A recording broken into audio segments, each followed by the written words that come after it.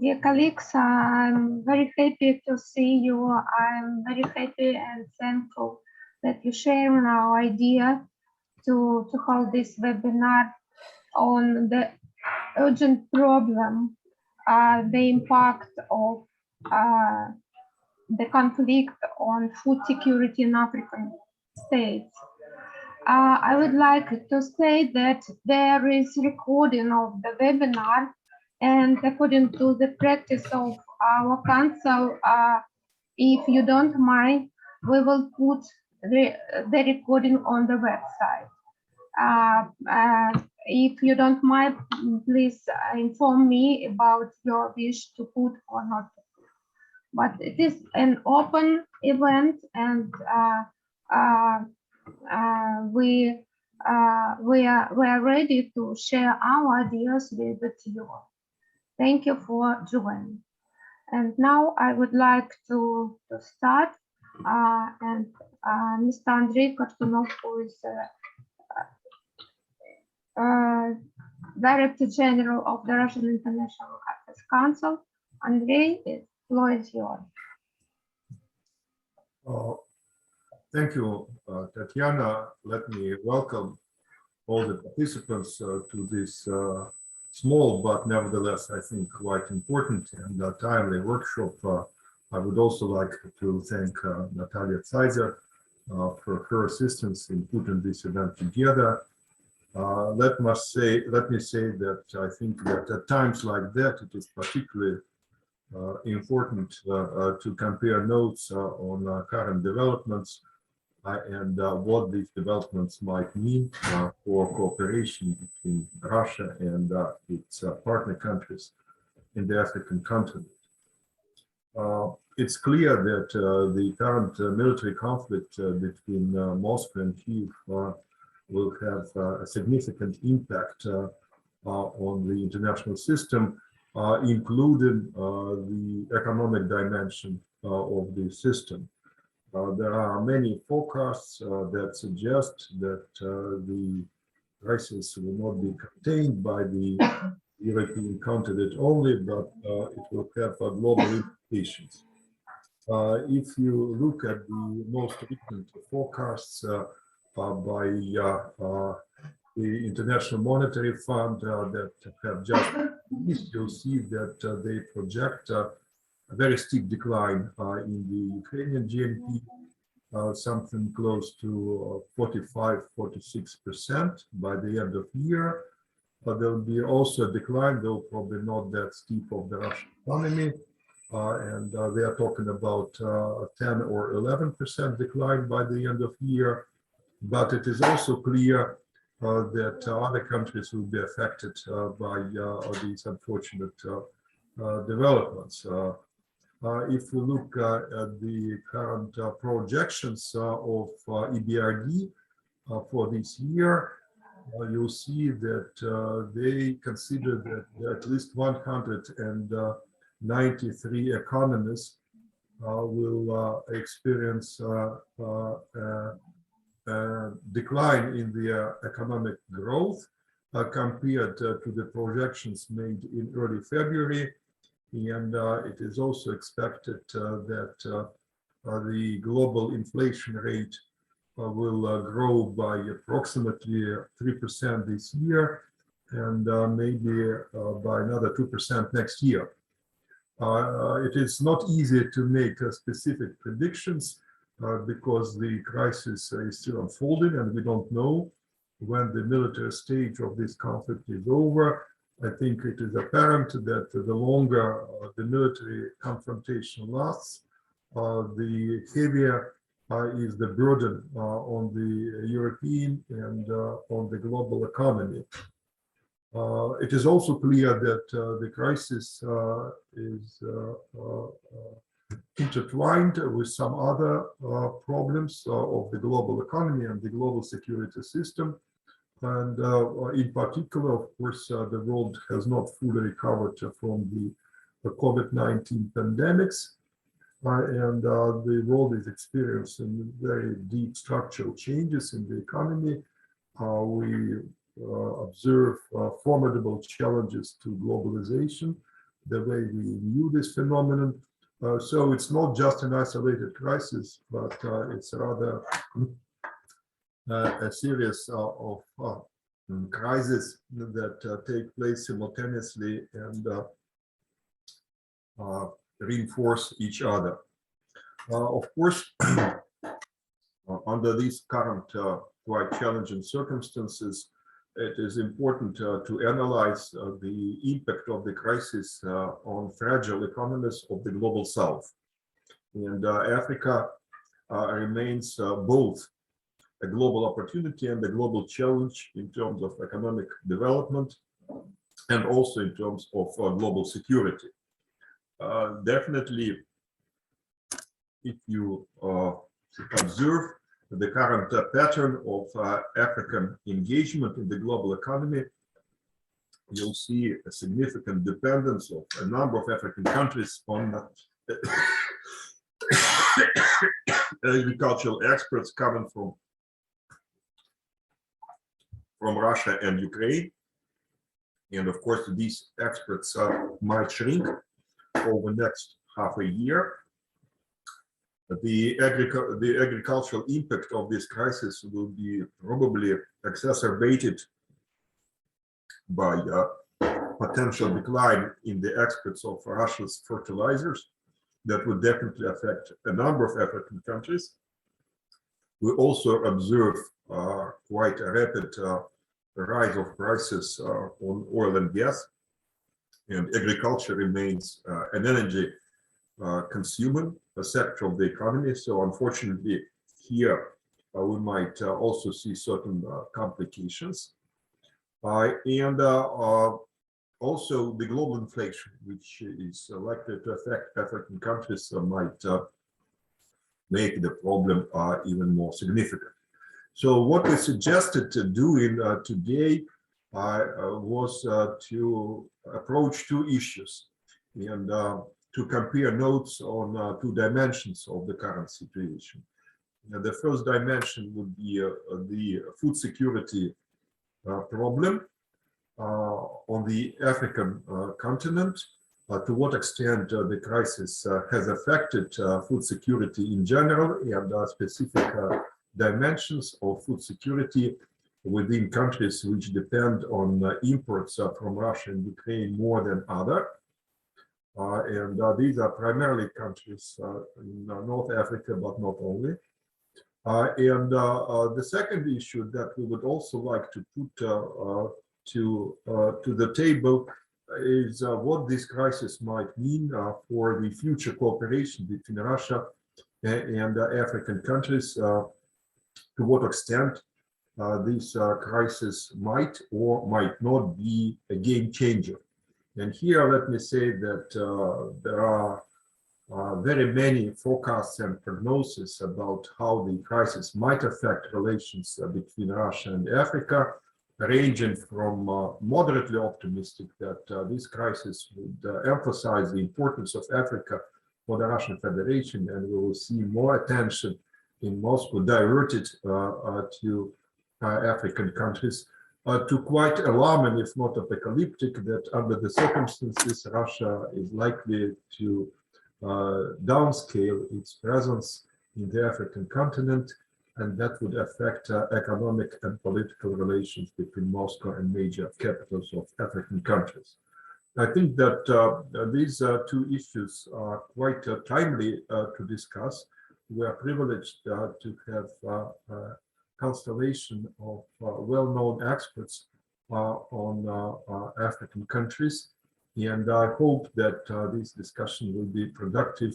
I also hope that it will be candid, open, and it would reflect commitments on both sides. Thank you, Tatiana.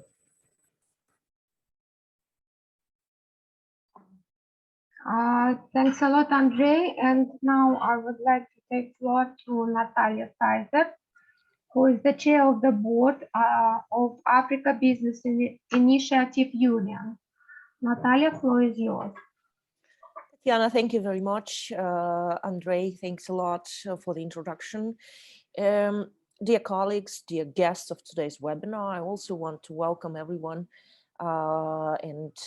Thank you for joining this webinar today. And I'm very happy that in this, current unstable and absolutely turbulent times, we continue working, or at least talking, about the Russian-African track and the international track as well. And we have the opportunity to discuss with experts around the globe and from Africa the problems that we are all facing at the moment. And I will be brief at the beginning because I have a speech today later on, and I will be moderating the coming session. I just need to say that we continue living in turbulent times. We started with pandemic. We go through 2 years of COVID-19 that impacted a lot the economy, political systems, social life of the population around the globe. Now we are in the phase of the military conflict. In any case, whether we call it war or not, but for the rest of the society, is something like a huge military operation. So that also influences the life balance of all people in different countries. And well, people say that historically the population goes through pandemics, then wars, then hunger. Hopefully we're not going to go through the last one, but we are here today to discuss at least how we need to strengthen our efforts and resources to help the developing countries like African continent, for example, like countries on the African continent, to survive and struggle with the coming challenges and coming huge problems that arise out of the Russian-Ukrainian conflict. So I do hope that within the webinar today, at least we will not probably find the definite solutions, but at least we discuss what is the best option and what are the best ways to help whether each other or the international community to go through the current modern challenges and situation that we're all now in the moment, and Africa in particular. So if you allow me, I will start the first session. Unfortunately, Dr. Amania Asfour is not able to join us at the moment. Probably she will be joining us later. Then we will transform the order of the speakers. So our session is devoted to the impact of the Russian-Ukrainian conflict on rising prices for food, mineral resources, and fertilizers, and the consequences for African countries. And I'm very happy to give the floor to Kenya, to Rosalind Amondi, Associate Director, Research, the Horn International Institute for Strategic Studies from Nairobi. So please, the floor is yours. We're welcoming you at our webinar and happy to hear your views from Kenya. Sorry. Thank you very much, Natalia, distinguished guests, panelists. I'm happy to be here. I would like to make a presentation using PowerPoint. I don't know if you can allow me to do that, to share my screen with you so that I can share my submissions. Is that possible? To allow me to share? Yeah, I can do it. I think it is. Yeah. Okay. Sure. Okay. Please. Mm-hmm.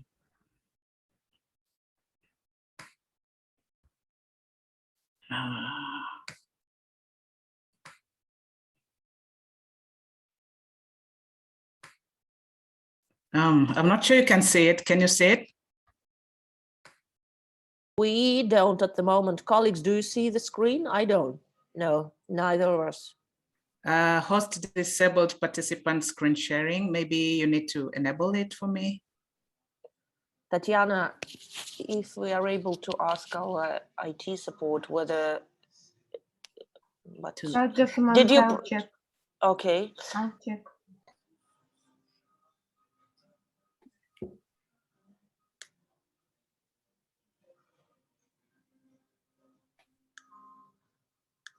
Yes, in any case, I'm happy to be here. Like you heard, my name is Rosalind, and I am currently working in Nairobi for the Horn Institute. It's a think tank that's based in Nairobi.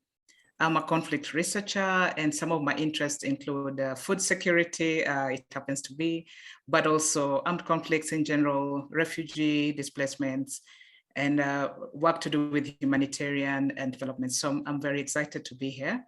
I'm hoping my screen can come up because I'd like to share one or two things that I'll need. Let me see if it's working now. Yes, now it's there. Thank you. I'm sure you can see it now. Yeah, we do, Rosalind. Now we can see it. Okay, yeah. Thank you. Thank you very much. Okay, so the introductions have been done, so I think we can skip this particular page.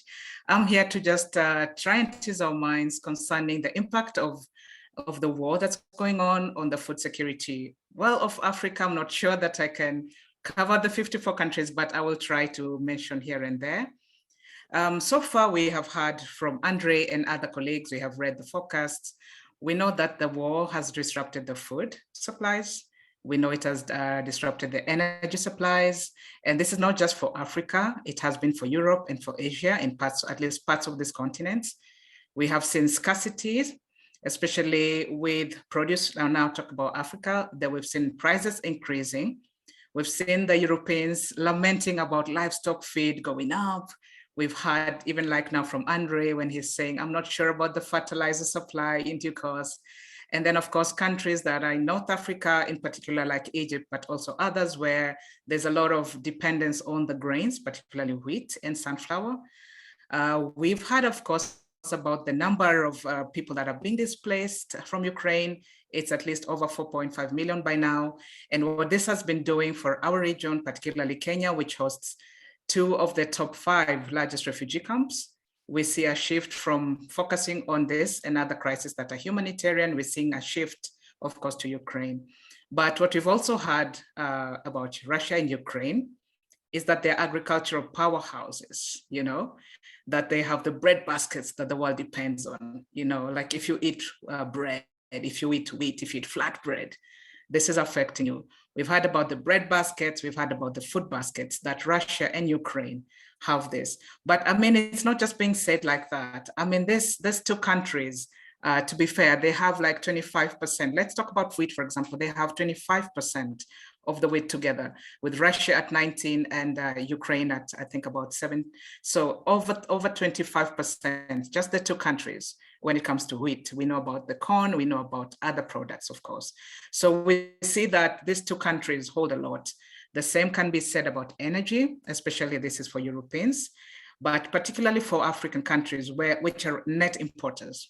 We see that this situation is not going to be really, really good. But so far we know this, so I don't want to bore you too much with the statistics because I think they're well been spoken about. We've seen, for example, based on the statistics from the Observatory of Economic Complexity, when they talk about corn and when they talk about oil, we talk about 35% supplies are in those 2 countries. And so we can say that if we add grain, that's a wheat, maize, and sunflower, basically a lot of countries are depending on these supplies for their humanitarian and non-humanitarian supplies. So yes, the beginning of this war is quite a challenge. Of course, we want to know what this means for us. But of course, to do that, I would like us to just go back a little bit and discuss this thing that we're calling food security. What actually is it? And there's already over 200 definitions of food security. I mean, I'm myself fascinated by that humans have been trying to discuss food security, and we have over 200 definitions. But this one from the Food and Agriculture Organization, it talks about people having food at all times. So all people, food at all times. So they have access to it, it's in good amounts, and it can feed them, it can keep them alive. So when we talk about food security, I think it's fair to say, as Andrea's observed, that it's not just African countries that are fragile, but also other countries that depend on the imports from Russia and Ukraine that are going to be feeling this, because not everybody, not all people will be having the access they need all the time sufficiently. So I guess this the definition of food security, if we just keep it at the back of our minds a little bit, it will help us. And now if we can just look a little bit at the situation of Kenya, which is more interesting for us at this moment. Based on that definition of FAO, I can say with a bit of embarrassment, of course, and of course, I'm not talking on behalf of my country, but just as a researcher, not all Kenyans at this point have access to sufficient food to keep all of us alive and productive at the moment. And this is before the war started. As of last year, September 2021, Kenya had declared a food insecurity situation a national emergency. So as of last year, before the war, Kenya was already in a national emergency situation when it comes to food. We're not the only ones. Somalia also had it in November. So national emergencies around food. And there's over 15 million people who are already struggling to have food security. This is statistics from FAO and UNHCR. So in short, Kenya did not meet the zero hunger goal that it had. We were not there before even the war. And like I mentioned, we were already struggling. So some people were malnourished, some people didn't have food, some people were having too much food of certain things, for example, wheat products that are imported. And I'm talking this about the higher classes, the other upper classes who have too much of a particular thing. And then there's people who, or the lower classes who don't have enough or are malnourished. This was the dynamic even before the war. But at the same time, the country was assaulted by other things. There was severe climatic conditions. 4 consecutive seasons, the country hasn't received sufficient rains. There's been droughts. There's been locust invasions, even during COVID. So the last 3-4 years have been really bad. Then, of course, came COVID along, and this just made everything worse. People lost jobs, and people's purchasing power also dropped. But at the same time, if we just look at it the other way, Kenya already at this point has some good relations with Russia. We are importing steel. We're importing iron, we're importing grains, we're importing fertilizer. But Kenya is also exporting to Russia cut flowers, fruits, vegetable, variety of them, but also coffee and tea, for which Kenya is really well known globally. We are also getting to Russia mineral oils and all this other stuff. So yes, the situation wasn't great in the case of Kenya. And then of course, we're already having the relations of trade and the economic relations that were already going on amid all of the COVID and everything else. So what I want to interest us now in is something quite interesting for you. I want to indulge us a little bit on what is the meaning of food, not just food security, but this thing called food. And then I'd like us to look at it in terms of food security and then how that war is going to affect us. And here I would like to submit that in Kenya, in the psyche of the Kenyans, this food means 3 things, actually. The first one is what all of us know and appreciate, which is the stuff that goes in our stomachs. Okay, that is common. But then it's also the livelihoods that we have, that we share. So how people get this food in their stomachs. But what is the third interesting thing is what is where to eat. So food has another meaning that is not the nutrition itself. And this is what can be exploited in a crisis situation. And this is where it gets a little bit interesting because a lot of the focus is on what is going in the stomach. So yes, the countries don't have enough food, the prices have gone up, that's true, and all of these things. But what does it mean? Where to eat? How to eat? What to eat? These 3 dynamics, I think, are quite interesting in the case of Kenya. Now, if we go a little bit more and think about it, when we look at what to eat, the nutrition, as soon as the war started, the very first 2-3 weeks, what we saw here in Kenya immediately was the prices went up. And like has been observed, Kenya is importing sunflower, and this sunflower is coming from Ukraine, I think so. And then there's wheat coming from Egypt. So the 2 products that we are getting from Egypt, we couldn't get them immediately. What we first saw was the prices going up for wheat and for sunflower. And immediately what happened is the prices going up, people started to change their food choices. This was immediate. So they started to think, oh, wait, we cannot get the bread. Oh, wait, the price of bread just went up so much, we can't afford it. What happened next is they started to look for alternative foods. So we start to see a shift in that. What to eat, how to eat now, the alternative livelihoods. So if you're the farmer that was exporting cut flowers, or you're exporting another product that can go as fast, or when it gets there, the price has changed, has dropped. What is happening is people are beginning to think about alternative livelihood. How do I make that sure that I have the money to buy the food that I need? Yet the price of food already went up, yet the food I like already, I can't access it on the market. So I don't have sufficient of that. So what has been happening is a move, for example, from the sunflower oil, which by the way went up to about 33% in just last month. And so a lot of people are thinking about alternatives, and some of the alternatives have been like palm oil or like coconut oil, which are available in other places. So this is a shift that we're saying. Where to eat. So how can this war be exploited? Now, this is a small group usually that looks at the opportunities and the challenges and starts to think, well, if the war is going to go on, how can we exploit it? How can we make gain out of it? And now this will depend on the war. The longer the war goes on, okay, the more people will move on and the more other things will happen. The government will come with its decisions. For example, it might introduce subsidies. It might look for maybe an alternative market. People will get creative with how to survive, because at the end of the day, it's about the survival of people. They will start to think about alternatives. And this will be seen at the household level, also at the national level. So this is what I'm saying, like in terms of the impact. So this thing called food. What do I therefore conclude? My conclusion, looking at the situation in the last 6-7 weeks, is that before the war, the region in general, Horn of Africa, but also Kenya in particular, was already food insecure. Things were not looking great. And then when the war started, a bad situation became worse, okay? And when the bad situation became worse, people started to gain appetite for alternatives. How can I cope with this bad situation? And now I'd just like to remind us, like during COVID, what happened to a lot of African countries, at one point we couldn't get, for example, the face masks in sufficient quantities, we couldn't get medicines in sufficient quantities. And what we immediately saw is creativity.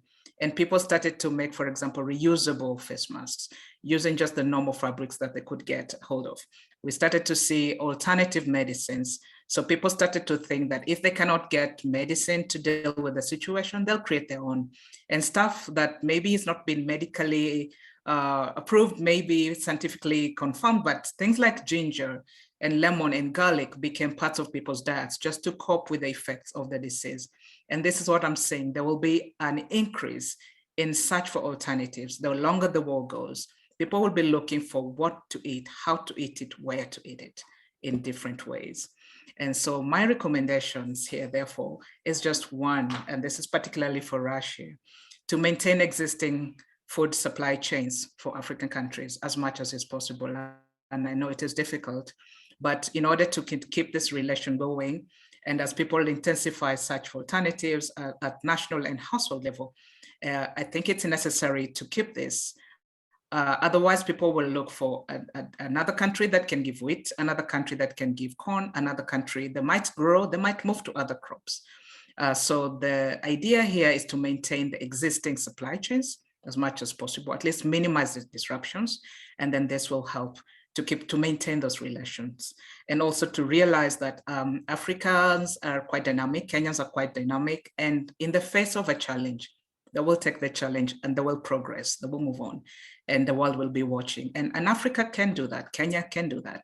So to maintain the supply is important, to minimize disruptions will be important. So at that, I might like to leave it there. Thank you for the invitation, and of course, thank you for listening to my submissions. Thank you.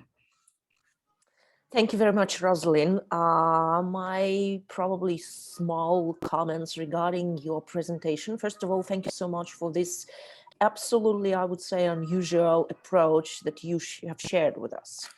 You know, what I need to comment on is that, first of all, colleagues, the opinion we have been hearing at the moment is coming from Kenya, a country in Africa, which is considered to be quite financially stable, quite developed.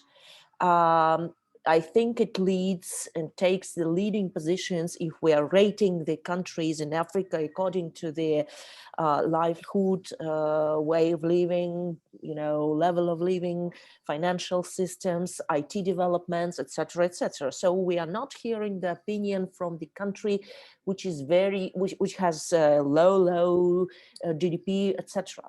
And so if Kenya speaks and alarms about the recent last already 2 or coming years, including pandemic, and reports about the shortage of food, the food security problems, the import-export drivings have been stopped within this situation, especially now with the coming conflict. That means that the situation in other African countries is going to be worse. So that's the first thing. Secondly, thank you so much for sharing your approach regarding the free dynamics of food security or food, let's say, food taking processes. It's really very important, and I think it's very peculiar for Africa as a continent, because really the situation lies not only in what Africans are going to eat because of the shortage of fertilizers, the drought, and so on and so forth. It's very important about the challenge of how they are going to survive moving to the other alternatives in food security and in food taking processes. That is important. And I think the conclusion of that also lies in the situation with the health for African people. We know that Africans struggle, a lot of Africans struggle with cancer. A lot of Africans struggle with other diseases. You know, these things are very much interconnected. If you don't have enough food, if you don't have the food that will try to help you and your children to grow in normal conditions, that means that the health and the average of health population is going even lower than even before, which is a big problem for African continent.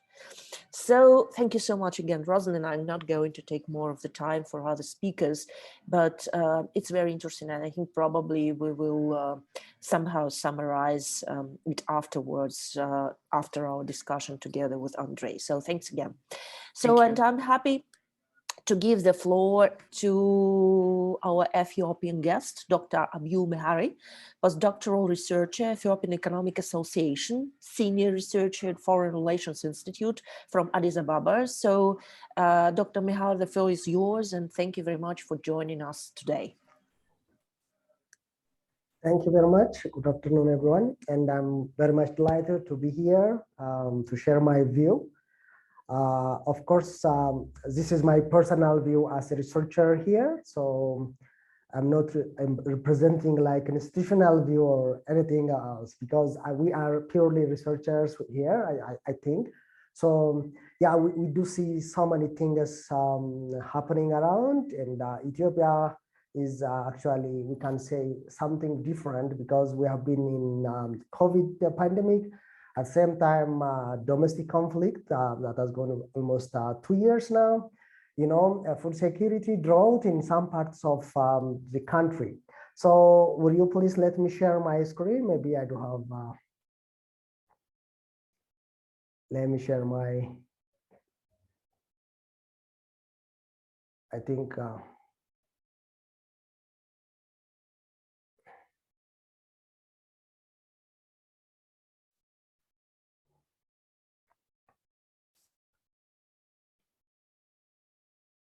yeah.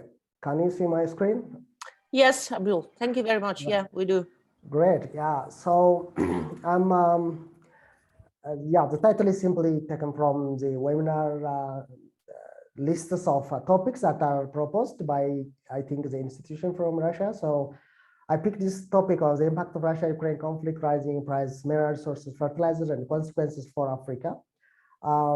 Just to give some of the stylized factors, I think this has been said by other presenters too. So we clearly know that Russia and Ukraine are dominant exporters of food grains, basically staple foods like wheat, maize, and oil, cooking oil especially, sunflower oil, that's what I mean. So altogether are exporting 40% of global wheat exports. That is a lot. So 1/4 of the global wheat export in 2020 is coming from Russia. We can say also wheat accounts about 95% of agricultural import from Russia, which is amounting about 4 billion USD.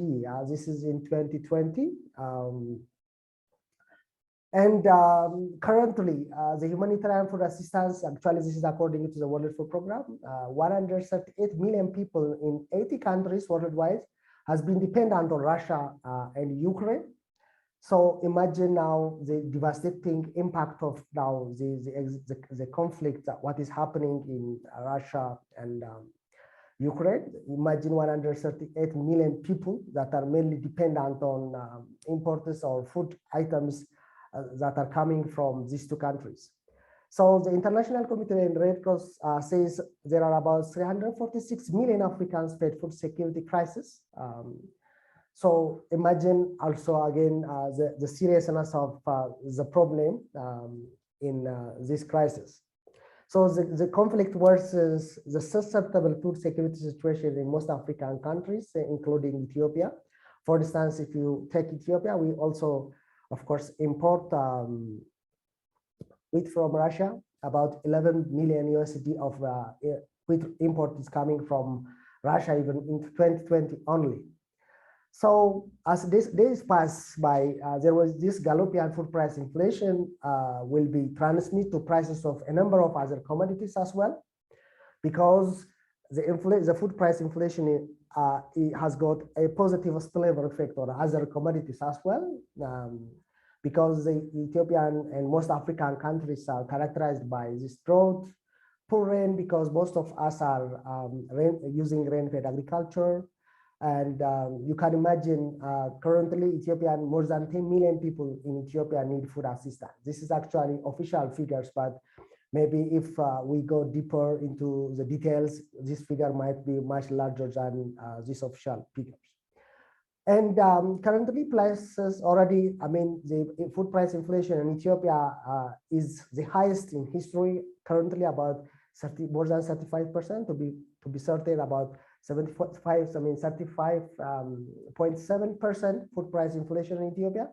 Imagine when we add this one into the conflict coming and it is distorting all the food supply chains, the problem will be much worse because our economies are already susceptible and already affected by war and also natural disasters like droughts and floods. This is common for also for other countries as well.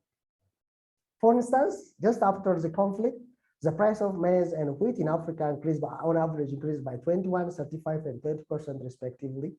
So this is a very worrisome, as lagged prices are already sharply increasing due to drought, because there are lagged prices that are, affecting the current prices, and there is now overlapping crisis. This conflict that is applying the supply chain, hampering the supply chain, also affects the prices of the commodities, and it will be catastrophic because there are already price spikes. There are serious inflation in most of African countries, and then this conflict will be like adding fuel to a burning fire. So in addition to the food prices, fertilizer prices have been increasing. In Ethiopia, for instance, currently the price of fertilizer has doubled, so which makes cost of production very high, and producers might fail to use these inputs, then which means it will increase cost of production.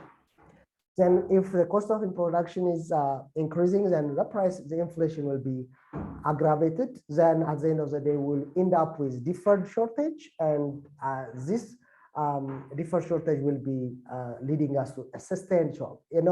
Shocks, conflict one time, it will be like we can recover, but because of the nature of the crisis in Africa are overlapping, we will be staying in a problem for a longer period of time. So this is simply, I try to draft like an impact pathway. So reduce the supply because of our own domestic problems, natural disasters, conflicts, drought, and so forth. And at the same time, disrupted supply chain, and the production and output that is coming from the conflict areas will be minimized. Then when there is an effect in producers in Russia and Ukraine, then there will be the world supply will be smaller, then it will be a shortage in the world market. Then shortage in the world market will lead us to a high prices. Plus, not only the prices of the outputs, the prices of the inputs as well, because Russia is the most important exporter of fertilizer and chemicals that are used in agricultural, especially mechanized agriculture. Then it's not only for Africa, because we also import agricultural products from other countries, Ethiopia, including other African countries as well. Then the price of all, it is interconnected, because the prices of other commodities in other parts of the world will also increase. Then this inflation will lead us to a high cost of production and a reduced output in most of, I can say in most and all African countries, because the inputs are coming from there, and also the domestic production will be costly. Therefore, the price hikes will be very serious. Then we end up with food insecurity, because when we talk about food insecurity, we are talking about food access, food availability, and food affordability, and also there is that concept of sustainability. So we might not have access to food because of the disrupted supply chain, and if there is no access, availability will be shortened, and then we can't afford because of higher prices. And the food security situation in most African countries will be worsened. So we have to break this flow of disaster somewhere, or this war should end somewhere in some sort of mechanism. So what will be the spillover effect of this impact pathway? So countries without comparative advantage shift to inefficient production. So this will create a shortage, because those other countries that have been exporting agricultural food items to other countries will retain their outputs. So this will also, increase in the shortage of foodstuff in the international market. So this will be added shortage, which means more shortage will be in the international market for food. Then this will increase transaction costs. It will aggravate the galloping inflation, which is already existing in most of African countries. Also, if the cost of production is high, there is transportation cost is very high.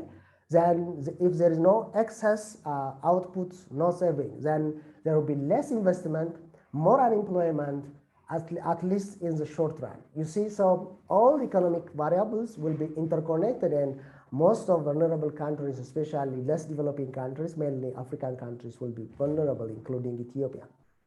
Then these forces, nations will inward-looking strategies. That is one of the spillover, because once those who are not producing and the cost of production is high because of the input prices, as my colleague from Kenya said, they will be looking for alternative food items, and they will be substituting some of the imports. But it will be difficult in the short run to feed, because they're already vulnerable, and a number of food insecure and malnourished population in most of African countries. Then if they are looking inward, then it will shift the pattern of trade in the global order, because most of the countries now, if we are importing less from one country, maybe we might be dependent on others where we can get, or where these countries have a comparative advantage to support us, or to provide us with a cheaper food stuff. So the trade pattern of the global order will change, including the trade pattern within Africa, because we know the international trade, or the trade pattern within Africa, is only 60% of import-export trade happens within African nations. So this might change after the end of this conflict. So even beyond African countries. So what are the opportunities? Because within difficult situations, we should look for some opportunities that will come up to come up with solutions for that problem. So we Africans do have a domestic market.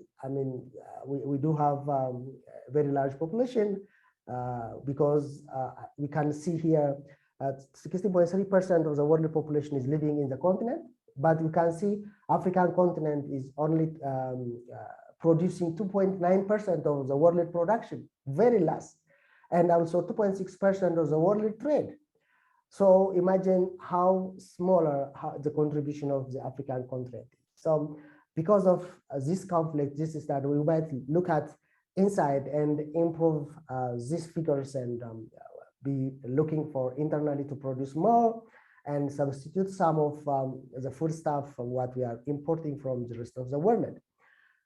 So we are also rich in natural resources, mineral, precious metals, so in this case, maybe Russia and other allies might help us substitute imported minerals for producing fertilizer. There are efforts, for instance, in Ethiopia to produce fertilizers domestically.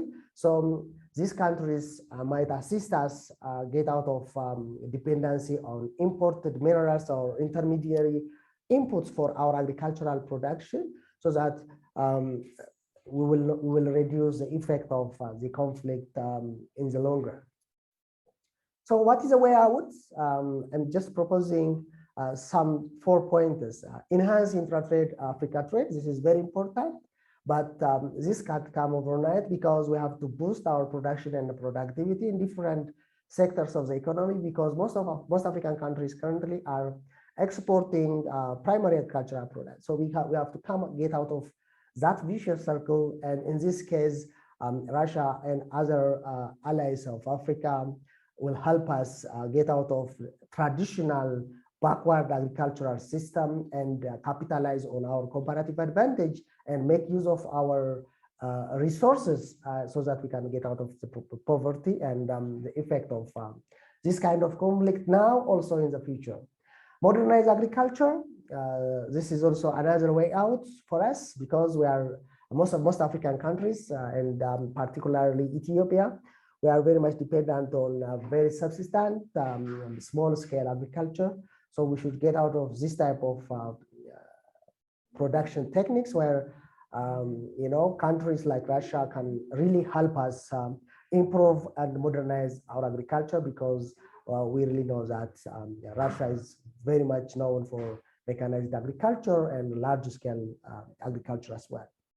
Prioritize allocation of resources is also another way out to reduce the effect of the conflict, and diversification of exporters. That is what my Kenyan colleague also raised. These are the way outs for us, and in this context, Russia's contribution, given Russia is also in conflict, will help, and it will strengthen future relationship with Russia. That is all about my presentation. Thank you very much. Thank you very much, Abu. Yeah, absolutely. The truth is here. And the thing is that still, some products like fertilizers, the rebuilding of machinery, the restructuring of agriculture in Africa cannot be replaced in a glance. It cannot be just done in a second. Yeah. So the thing is that the impact is there, and you feel it much better than maybe any other country outside the African continent. But the truth is yours here, that we have to diversify the flows. We have to diversify the opportunities that, for example, lay between Africa and Russia. And so the relocation of resources, the restructuring of financial flows, the potential opportunities that can be viewed as a benefit somehow, if this word is actually usable here in this situation. But in any case, we have to find the solutions that will prevent African continent from, complete stop and standby situation in their development, because Africa has been trying and growing within the last 10 years at least. And even the GDP growth shows that the opportunities that African continent is trying to do within the African countries as well, like the free trade agreement between African countries, the free trade economic zone, and so on and so forth. So of course, the current situation with the shortage of fertilizers, with the food security problems, with the energy problems, definitely can influence a lot and stop this development flow, this development direction, development track that Africa was moving on. So that is the problem. And I think in any case, this problem raises and allows us to find the better solutions and to activate as much as possible the potential relationships, for example, if we're talking about Russia and the African continent at the moment. So we will talk later about it as well in our second part of the webinar, and I do hope that we will try to do as much our best as possible so that we continue to develop the Russian-African track on the governmental and business levels. So thank you very much for your speech today. And so I'm moving on to our next participant, our next honorable speaker. We have another view from Ethiopia as well. And I'm happy to give the floor to Dr. Taher, lead researcher at Ethiopian at Foreign Relations Institute, head of the Department of International Relations and Diplomacy Directorate from Addis Ababa as well, from Ethiopia. So Dr. Taher, the floor is yours, and happy that you are with us today. Okay, thank you very much. I'm also glad to be with you. And I'm going to present using my PowerPoint. So let me share you first.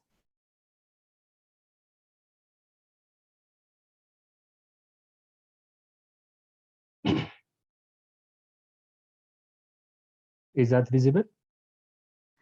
Not yet.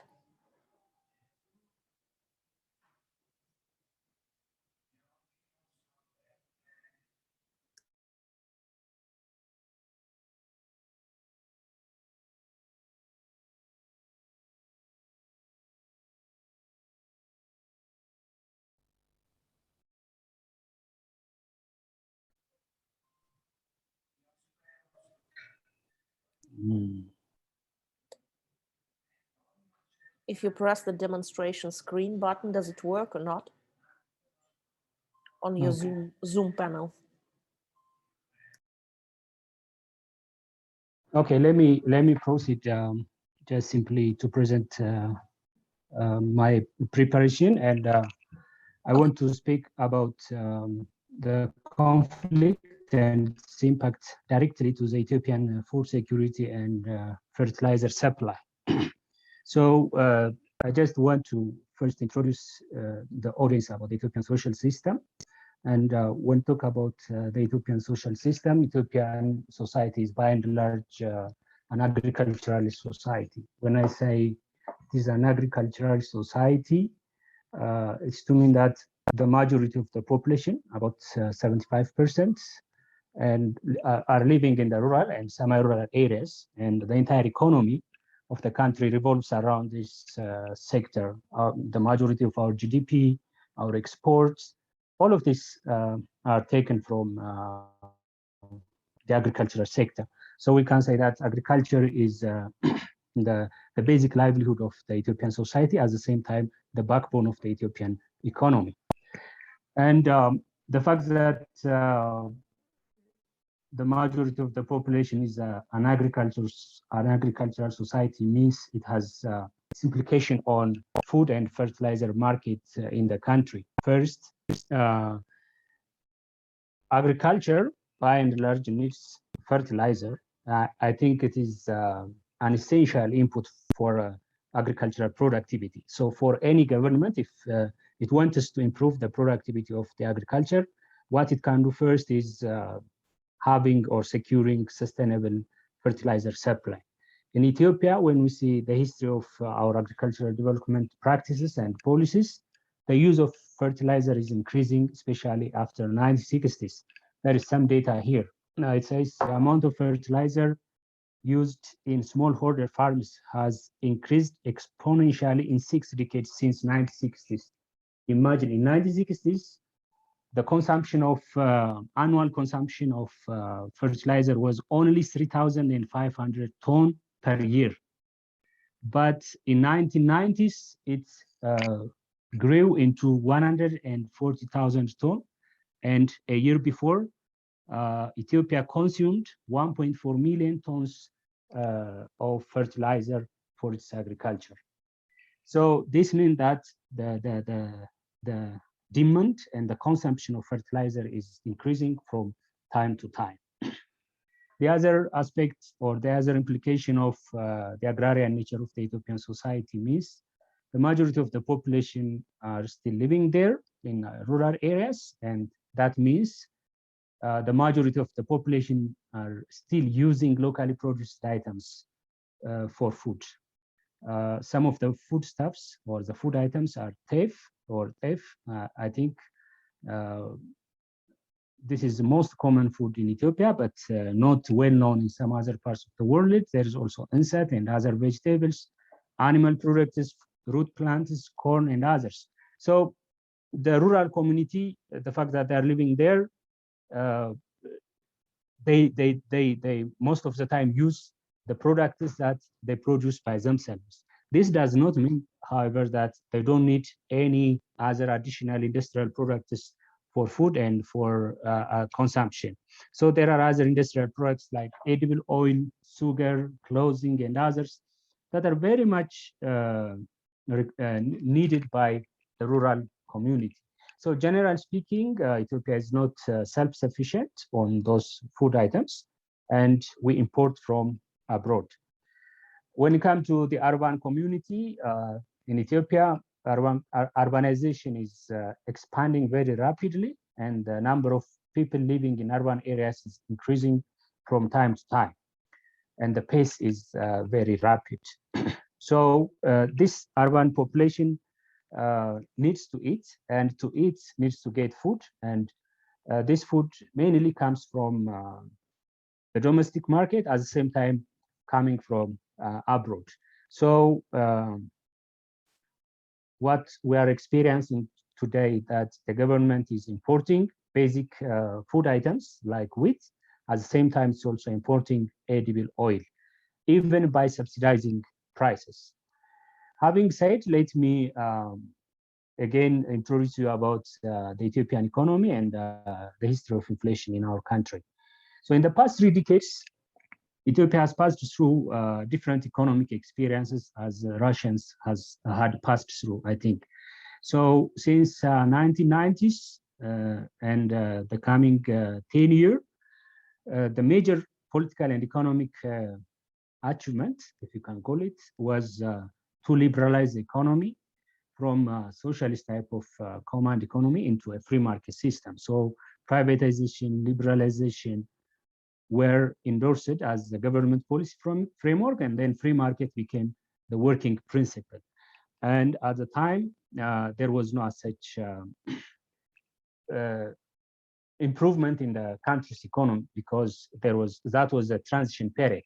But after the new millennium, the state introduced the developmental state model, and the government aggressively pumped a lot of money to the community, and then through this developmental state philosophy, Ethiopia started experiencing economic growth. So up until recently, Ethiopia was globally known with this high level of economic growth. But this economic growth was not successful in terms of curbing inflation or limiting inflation, especially after 2006, the Ethiopian economy began to be highly hit by inflation. So inflation is, we can say, temporary, a permanent challenge to the Ethiopian economy since 2006. So it became a common problem. And then, especially after Ethiopia entered into a new type of political upheaval and political problem since 2016 and 2017, then the economy growth began declining, but the inflation remains unchanged. So recently, I want to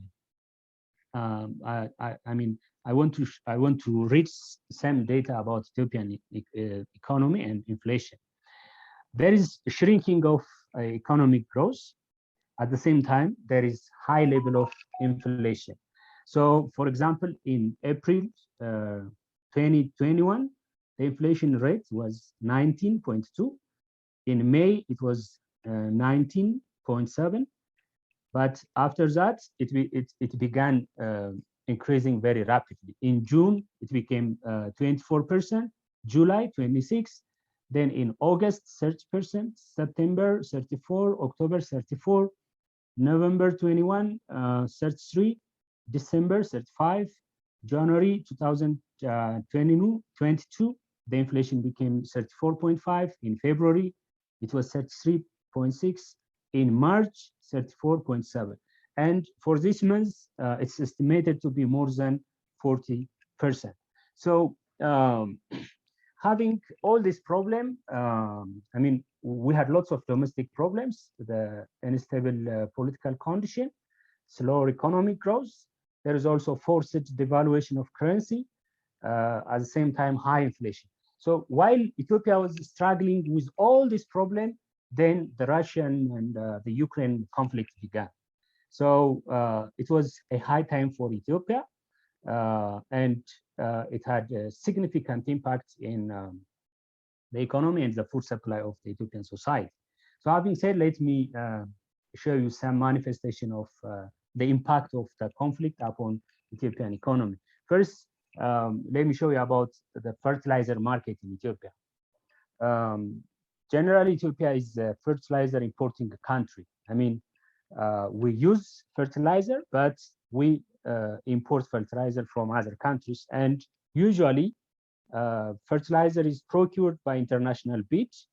And in the months between August and September, the government announced a bid, and then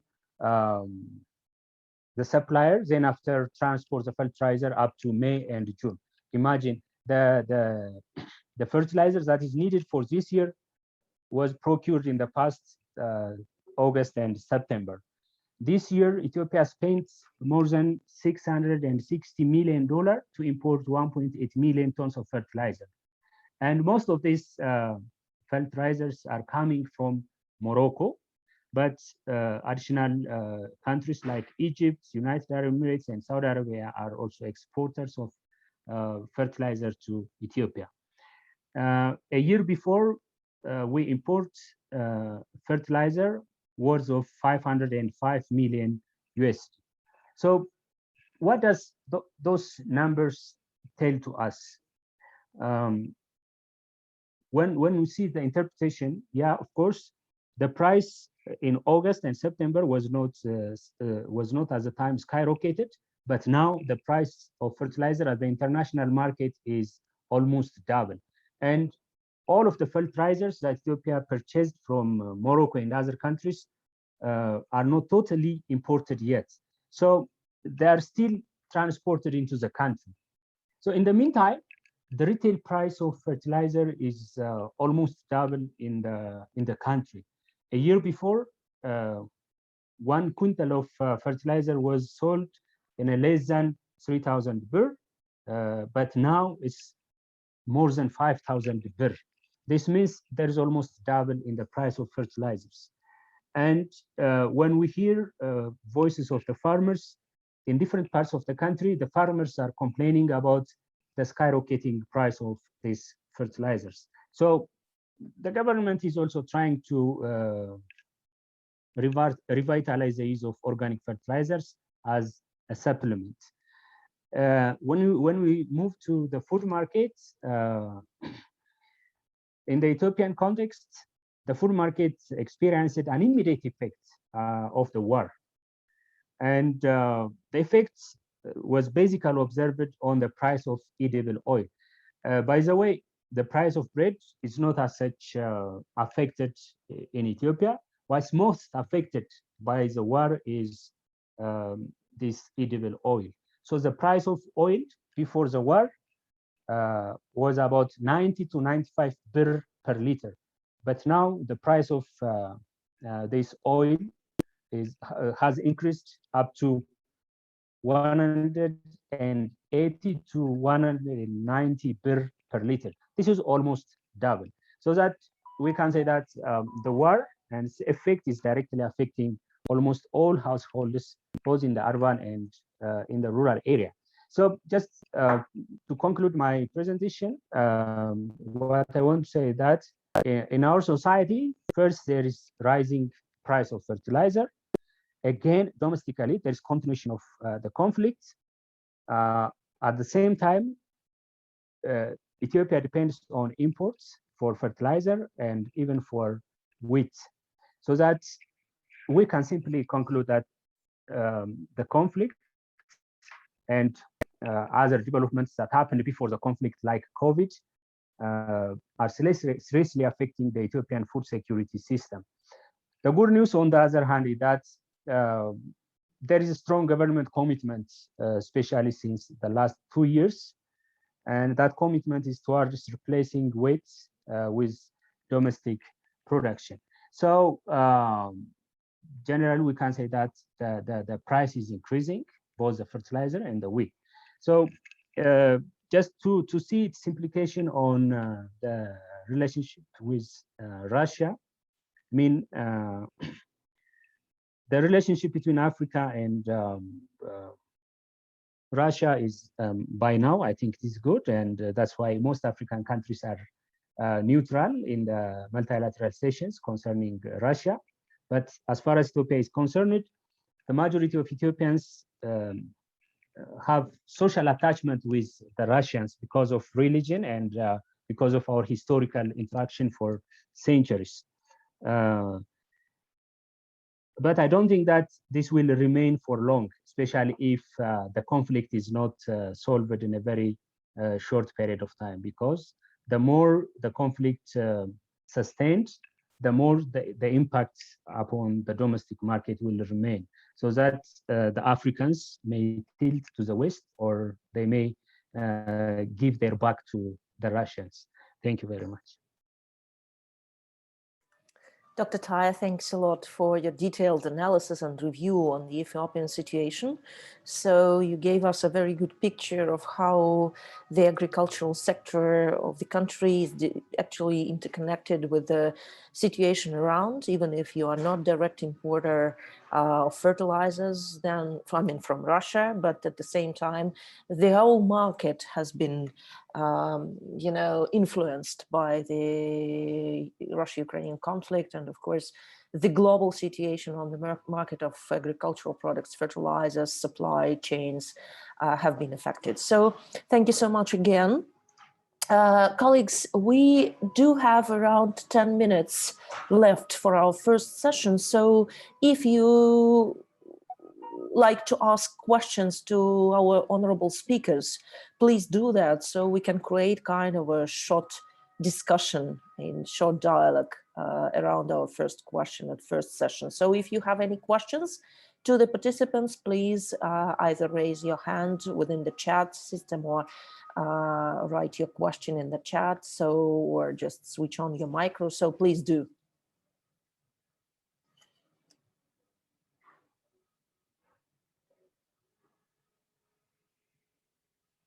Any questions?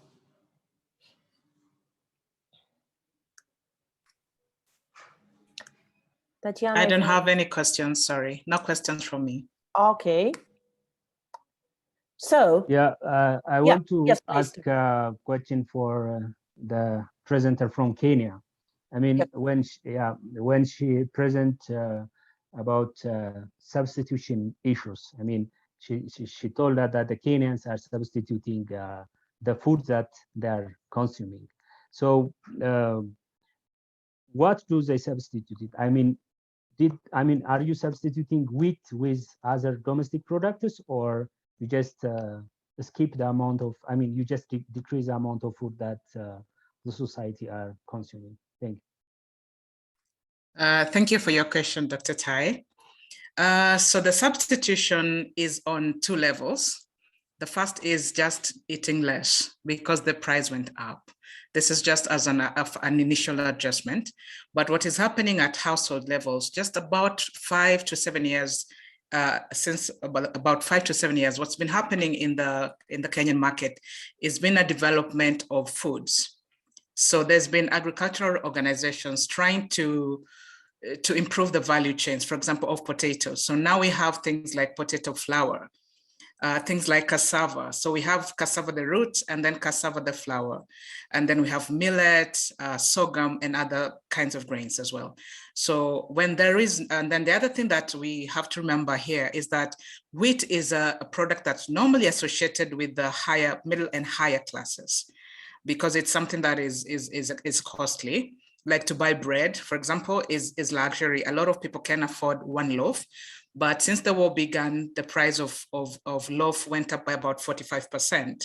So immediately bread just became a luxury for the lower classes. So what they do is eat the alternatives such as arrowroot, such as cassava, such as sweet potatoes, which are easily available on the market. Even if not in Kenya, they're easily imported from the neighboring countries like Uganda and Tanzania. So potatoes are an option and they come in this variety. There's also been a lot of interest in generating, for example, if we want, Kenyans like flatbread. We like a particular food called chapati in addition to the bread. But because making it is difficult, you need the sunflower oil, you need the wheat. What people have been doing is try not only to be healthier, but also to have diversity. So they're making the potato, using potato flour, cassava flour, pumpkin flour, other kinds of flour. So when the war started, this other sector is going to boom because the alternative was already in place. And if it's difficult to sustain that, then there will be a look, because remember, ultimately it's about survival, how you will live, whether the war is going on or not, just how to live. And remember, the region is already assaulted by a lot of conflict. We're already a very fragile zone. There's lots of conflicts in neighboring country, in parts of the country. So people are already used to this kind of where you're not very secure. So you just want to cope, and just to cope, you eat the next thing. And in terms of the edible oils, there's been the palm oils, but also coconut oils. And these are available in the Kenyan coast where coconuts grow. And so people are looking at that. And that subsector was also already growing, where you have organic coconut oil, for example, to cook, but also to apply on your body. And so that market, if the war continues, that's what I said, if the war continues for long, and for example, Russia doesn't minimize the disruption, then we could see a shift to this alternative market, which is already in play. Yeah, I hope I answered your question. Thank you very much. By the way, I raised the question because there is also an attempt here in Ethiopia to substitute some food items in our diet system.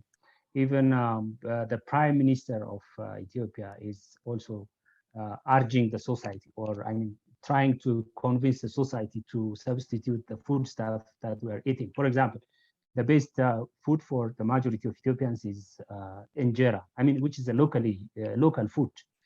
But he's trying to convey a message for the society to eat, for example, bread with banana as a basic food. So even though the people are not as such happy with this initiative, he's also trying to introduce another type of soup, basically can be cooked from a different vegetable. So there is some sort of a substituting efforts and activities here as well. So that's why I raised that question. The other point that I want to add is that the fact that we are not importing from Russia, basically fertilizer, does not mean that we are not affected by the conflict, because once the conflict began, the global price of fertilizer escalated immediately. For example, a year before, 1 ton of fertilizer was about $560, I think. But now globally it is 1,200 USD. This means after a few months, we will procure additional fertilizer for the next year, so that we are going to be affected by the global. I mean, the companies in Morocco will not sell us with a lower price. They will sell us with a global market, so that this global price increase, instead of short-term impacts for Ethiopia, its long-term impact is very much detrimental. So that I think the conflict has to be, solved as far as possible in a very short period of time. Thank you. Thank you, Rosalind. Thank you, Dr. Taya. That's exactly what I said, that even even that Ethiopia is not importing the fertilizers or any agricultural products directly from Russia, it's still been impacted a lot. So because the world and the agricultural world is interconnected very much. So if you are buying fertilizers even from another country, of course, the total average of prices have been raised up that high, so that it influenced the whole whole system, the whole agricultural and economic system of other countries around the globe. So thank you so much, colleagues. Any other questions or comments? So if not, then I need to thank all the participants of the first session. Thank you so much, dear colleagues, for sharing your views and experience and some analytical researching of the situation from your countries and the views from African continent. We are rounding up the first session, and I think so that we have to come to the second one, so the second part, Tatiana, right? So then I have to give the floor to my colleague as a moderator. So I will give the floor to Dr. Mihari. Abiul, so the floor is going to be yours for the second session. We're going to talk about the Russian-African relations and the conflict. So happy to give the floor to you. Thank you very much. Yeah, the first session was really very impressive, and I think I've learned a lot from perspective of our country and also from Kenya, and from your thoughts, Natalie Zezer. It is really very important to have this kind of webinars and conferences to discuss about issues and come up, because from all these discussions we can also raise a very important research topic projects that we can work on together, so that we can improve the livelihood and make sure of that the African continent is self-sufficient and will not be impacted that much because of conflict is happening here and there, because you can see the sanctions and the problems that are happening in most parts of the world are seriously affecting African countries more than ever, because of the susceptibility nature of the African continent in terms of very many macro and microeconomic indicators, like the food security issue we raised today. So it was such a nice deliberation on the issues of food security and what we can do to reduce the impact of this crisis on most of African countries. So this second session is about Russia-Africa relations and the conflict. There are two topics under this second session. The first session will be presented by or a view from Natalie Zezer about the geopolitical consequences of Russia-Ukrainian conflict for international cooperation and Russia-Africa relation in the nearest future and for years to come. Natalie Zezer is the chair of the board of African Business Initiative. And I think we will learn a lot from this presentation because it has got also some future prospect about the Russian-African relation, and it will be very interesting entry point for this team of researchers and other institutions in Africa and Russia to initiate this kind of webinars. So now I would like to give the floor to Natalie Zezer to pursue her or to convey her views on this topic. Thank you. The floor is yours. Thank you so much, Abiul. So again, before my speech, I need to say that we're happy to have this webinar today, and I need to say special thanks to the Russian International Affairs Council, to Andrei and Tatiana in particular, because they were initiating this session today, and we are trying to work together to keep moving the Russian-African track. So discussing different topics, different spheres of economy, political situation, social life. And we do hope that our researchings, that our analytical views and our experts somehow will help to drive, you know, these Russian-African relations, especially in the current situation when it looks like Russia and Africa should somehow strengthen the efforts and, you know, to overcome the difficulties and challenges that the world is facing.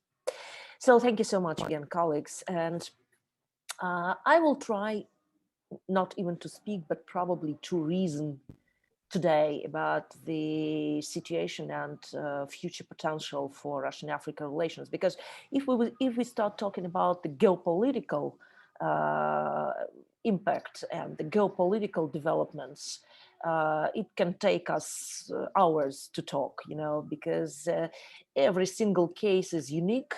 Of course, we can unite the situation between Russia and Europe, so Russia and the West. We can also somehow identify the situation between Russia and US, Russia and Asia, Russia and Africa. So, but there are a lot of things to be discussed. So I will just say a couple of words at the beginning about the geopolitical stuff, and then also come to the particular to think and talk about the Russia-Africa perspective. So the modern world is very closely interdependent, and therefore serious upheavals occurring in one of the major parts of the world puzzle cannot but affect all spheres of human life in another part of the world. It's exactly the picture we're observing now. The endless attempts to sanction Russia's isolation bring nothing other than an absolute change in the world order, which has long been overdue. And the world has entered a long phase of political, economic, and social transformations that will require significant capital investment and human resources. It looks obvious that West-centric and US-centric approaches will no longer be acceptable.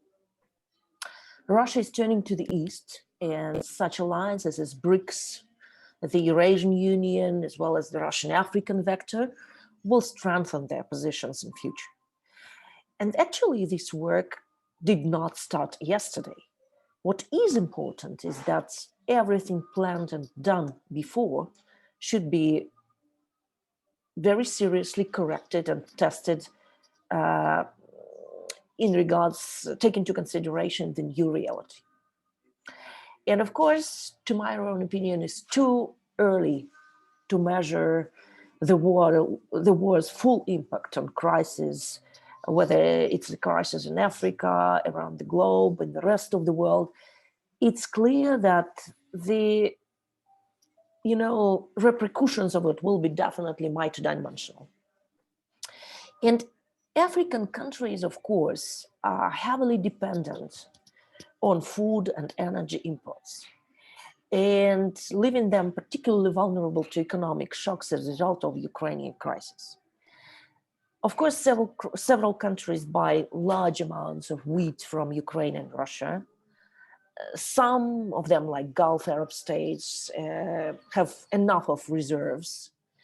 Others, like Lebanon, have none, making the prospect of shortages very real. And of course, for now, no one has imposed sanctions on imports on Russian grain.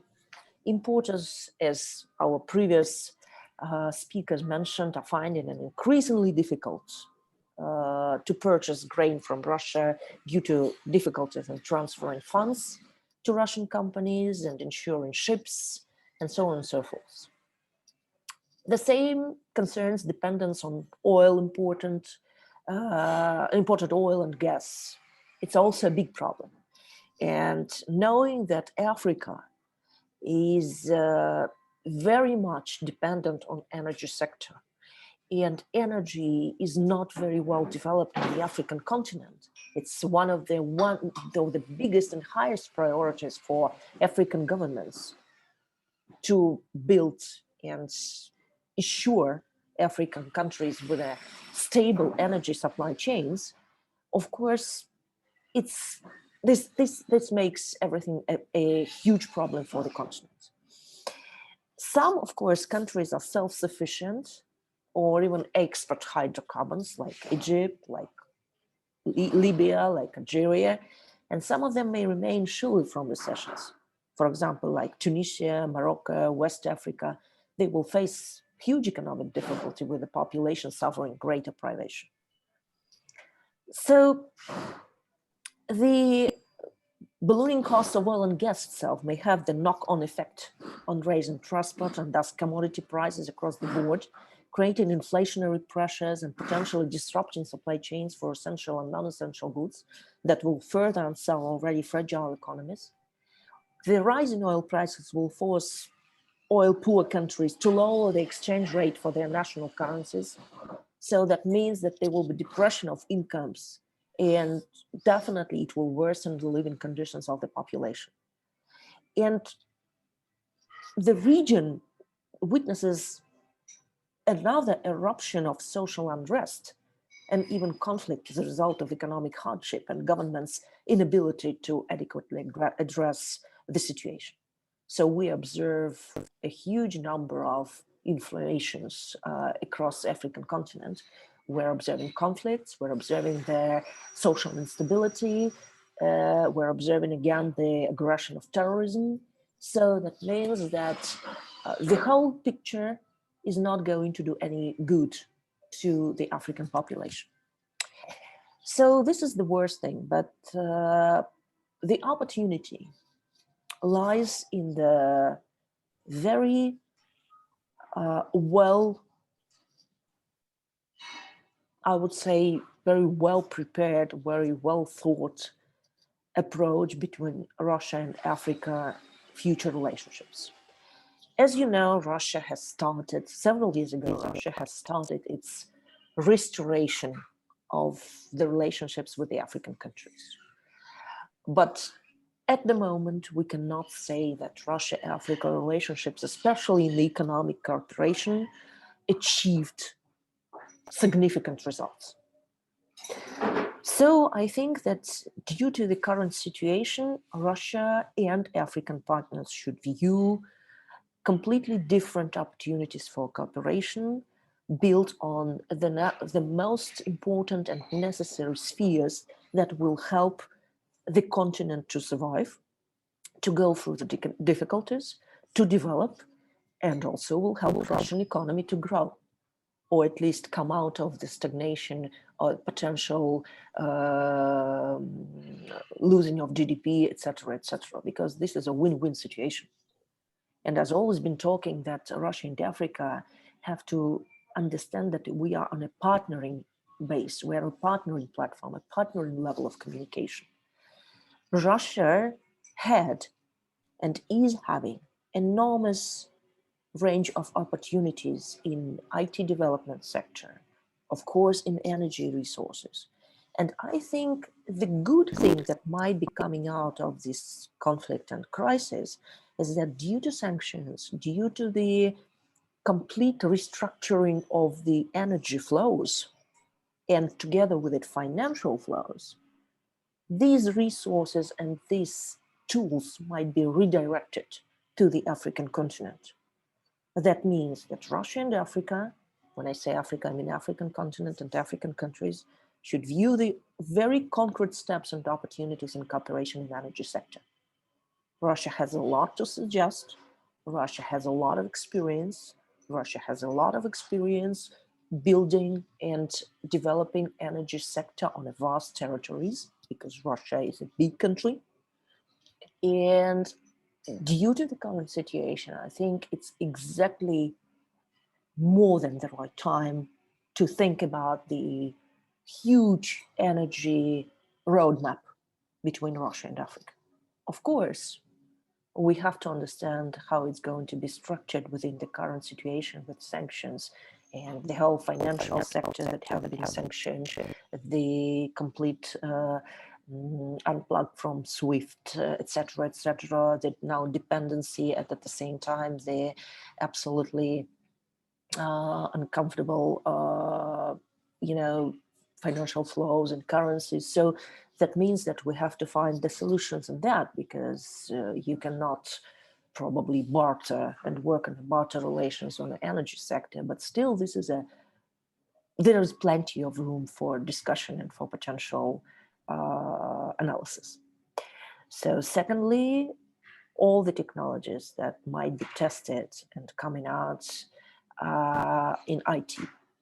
IT sector is number one now. We see how the media propaganda, we see how the IT hacker attacks, what is happening around the globe. Again, everything is interconnected with IT development.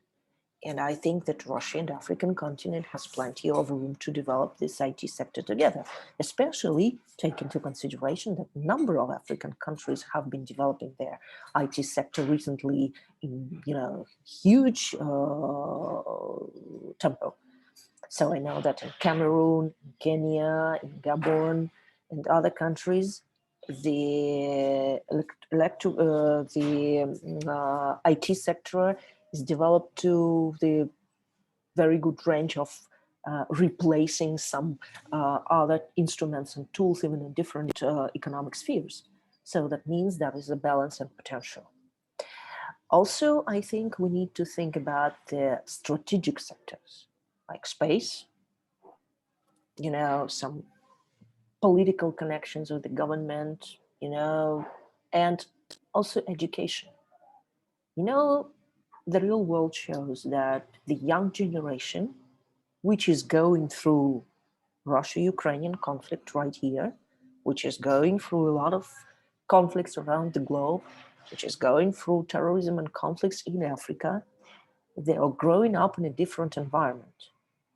And to build the awareness of how to live in future, of how to communicate and try to build the world which is going to be modest and developing and suggesting and opening the opportunities for young people, this is exactly the task of the countries.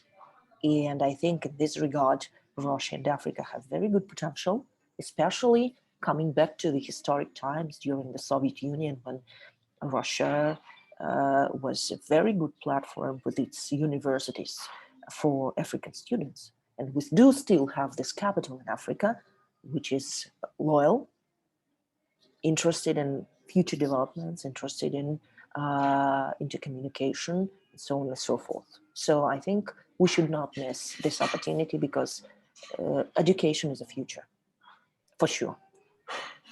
So I think that actually the reconstruction of our relationships should be done we should somehow force this developments, because, and this is the political will coming from all the governments, I mean, from the Russian government and from the African governments. As we observe, we have different picture of votes in the United Nations. But despite this fact, I think that the African people understand that Russia has always been a friend. Russia has always been a supporter of sovereignty, of independence, of development for Africa. So I think based on that platform, in any case, we should think about very concrete roadmap measures that can be amplified now, right after, or at the moment, without even waiting for the, finalization or regulation of the conflict, and how it's going to, what outcomes it's going to show. So I think we should not lose time.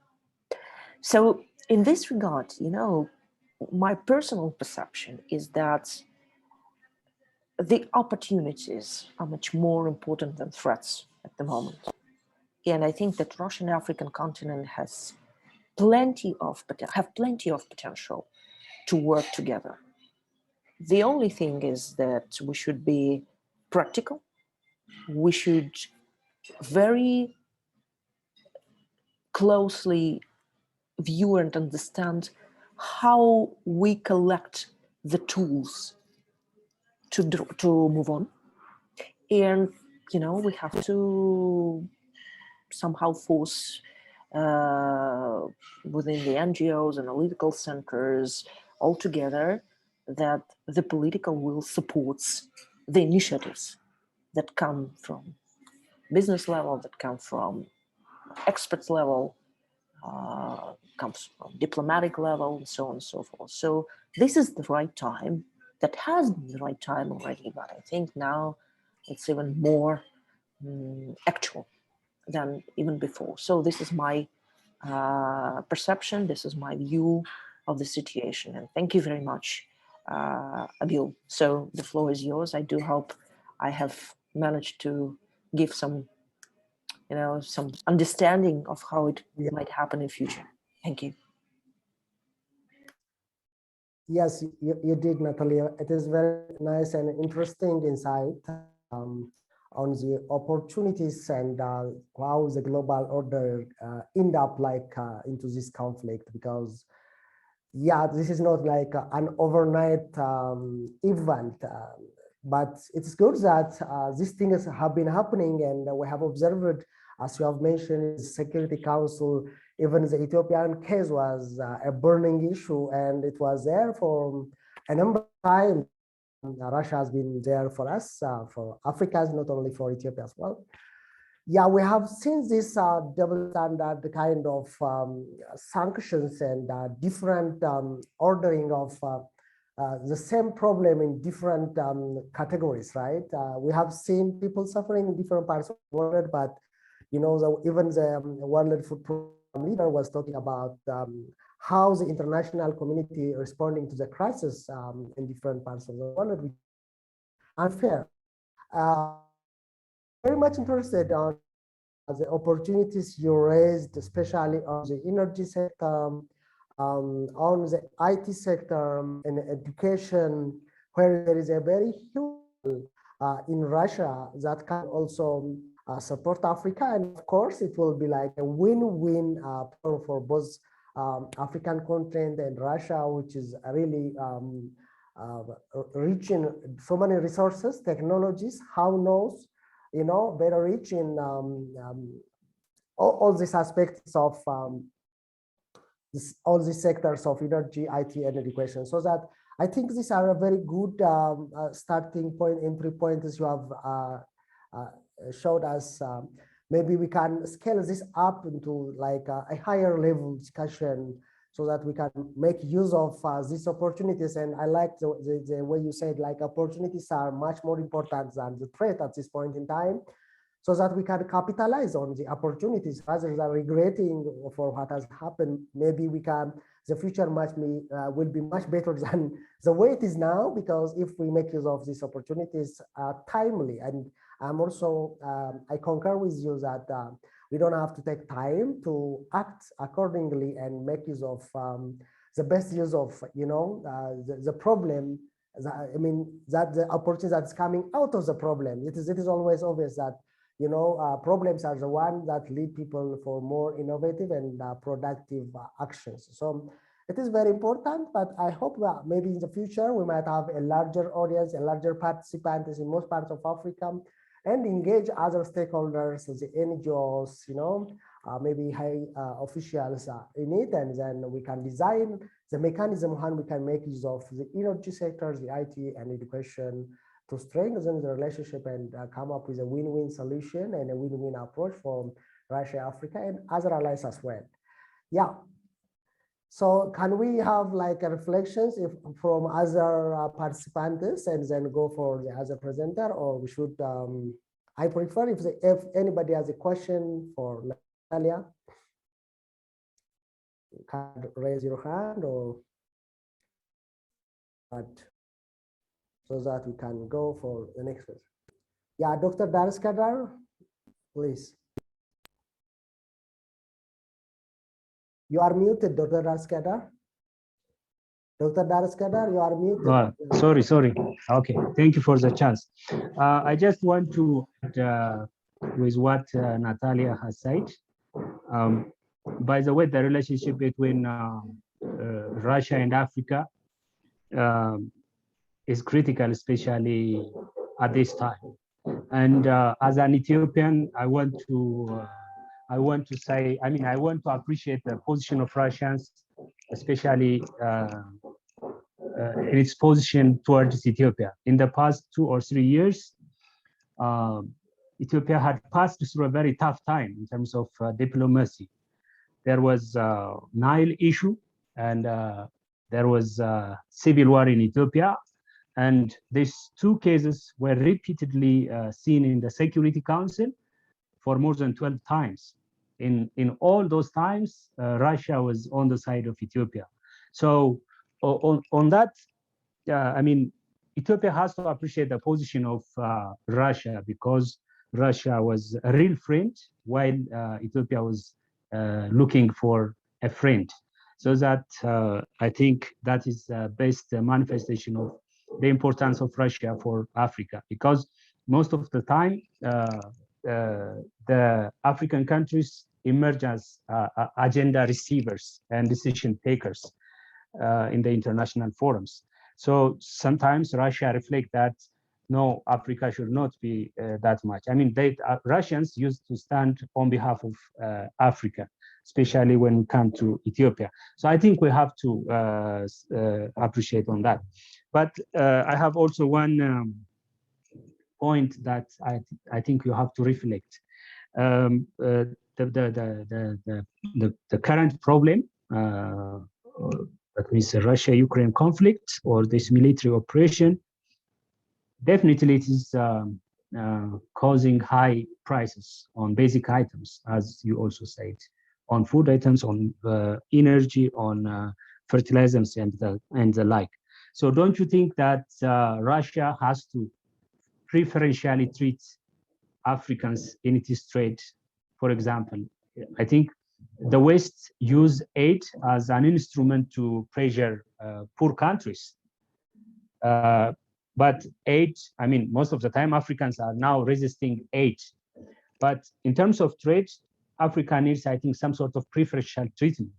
So don't you think that Russia has to preferentially work with Africa and give some opportunity for Africans? For example, free access to Russian markets, lower price, and the like. So don't you think these recommendations are, I mean, good for strengthening the relationship between Ethiopia and, I mean, between Africa and Russia? Thank you. Thank you very much, Dr. Taya, for your question. So first of all, I think that, of course, we need to think about the instruments that can help both markets to be, you know, opened for the goods and trade. Of course, we cannot go beyond the regulation, because Russia has a very strong regulatory system for any agricultural products coming into the country, etc., etc. But at the same time, we need to think about the very concrete steps, to sit, you know, around the table and think about the concrete steps that will help to open the Russian market for African products, because we can talk not only about agricultural products. I know African producers, and I know very well how they can supply, you know, and even sometimes replace the missing items that are going to be missing in Russia these days. The same for Russian companies to enter the African market. You know, they also come across difficulties to start working or localize their activities in Africa. So that means that both sides should think about the concrete measures that can open the markets. And this is #1 priority. I think just if we put the term and they use the terminology, opening the markets with the help of, that might be a very good issue to discuss on a highest level as well.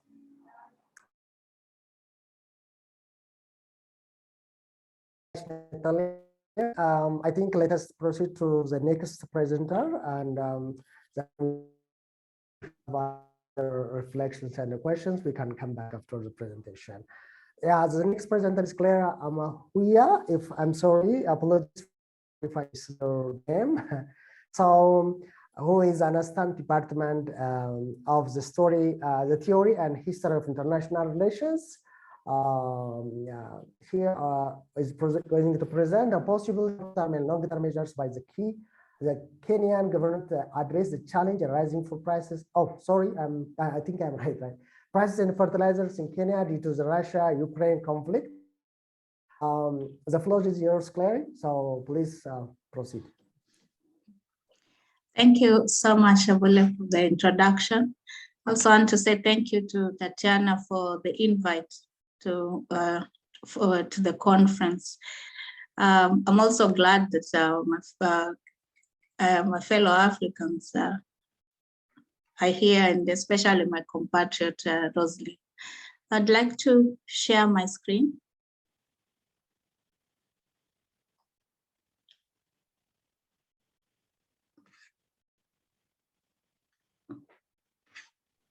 You can share now. Yeah.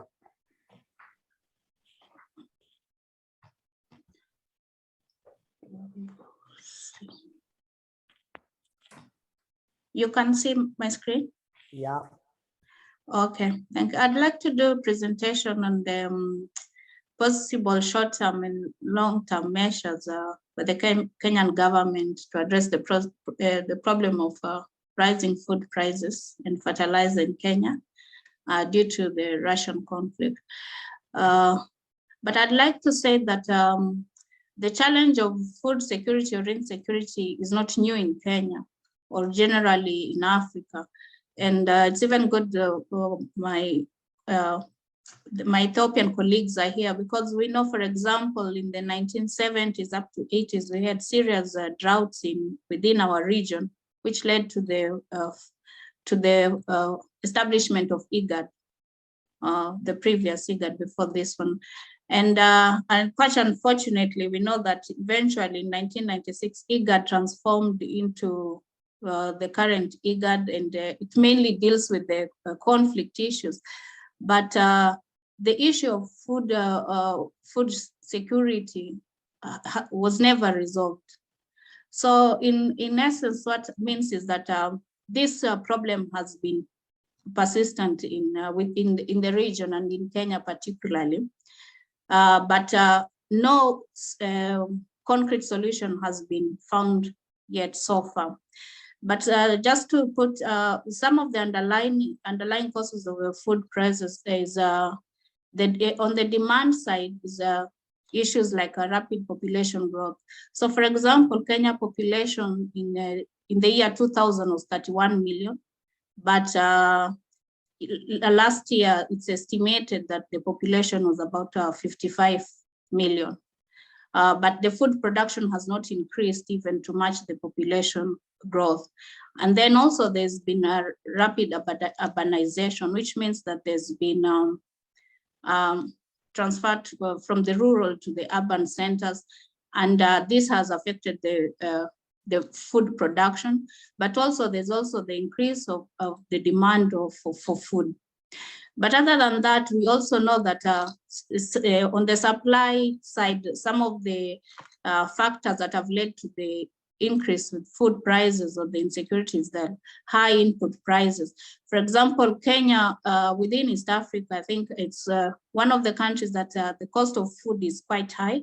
And the reason is that the cost of production for food in Kenya is high because they use fertilizers, unlike maybe some of the neighboring countries like Uganda or Rwanda, even though they use fertilizers, but the rate at which they use them compared to Kenya.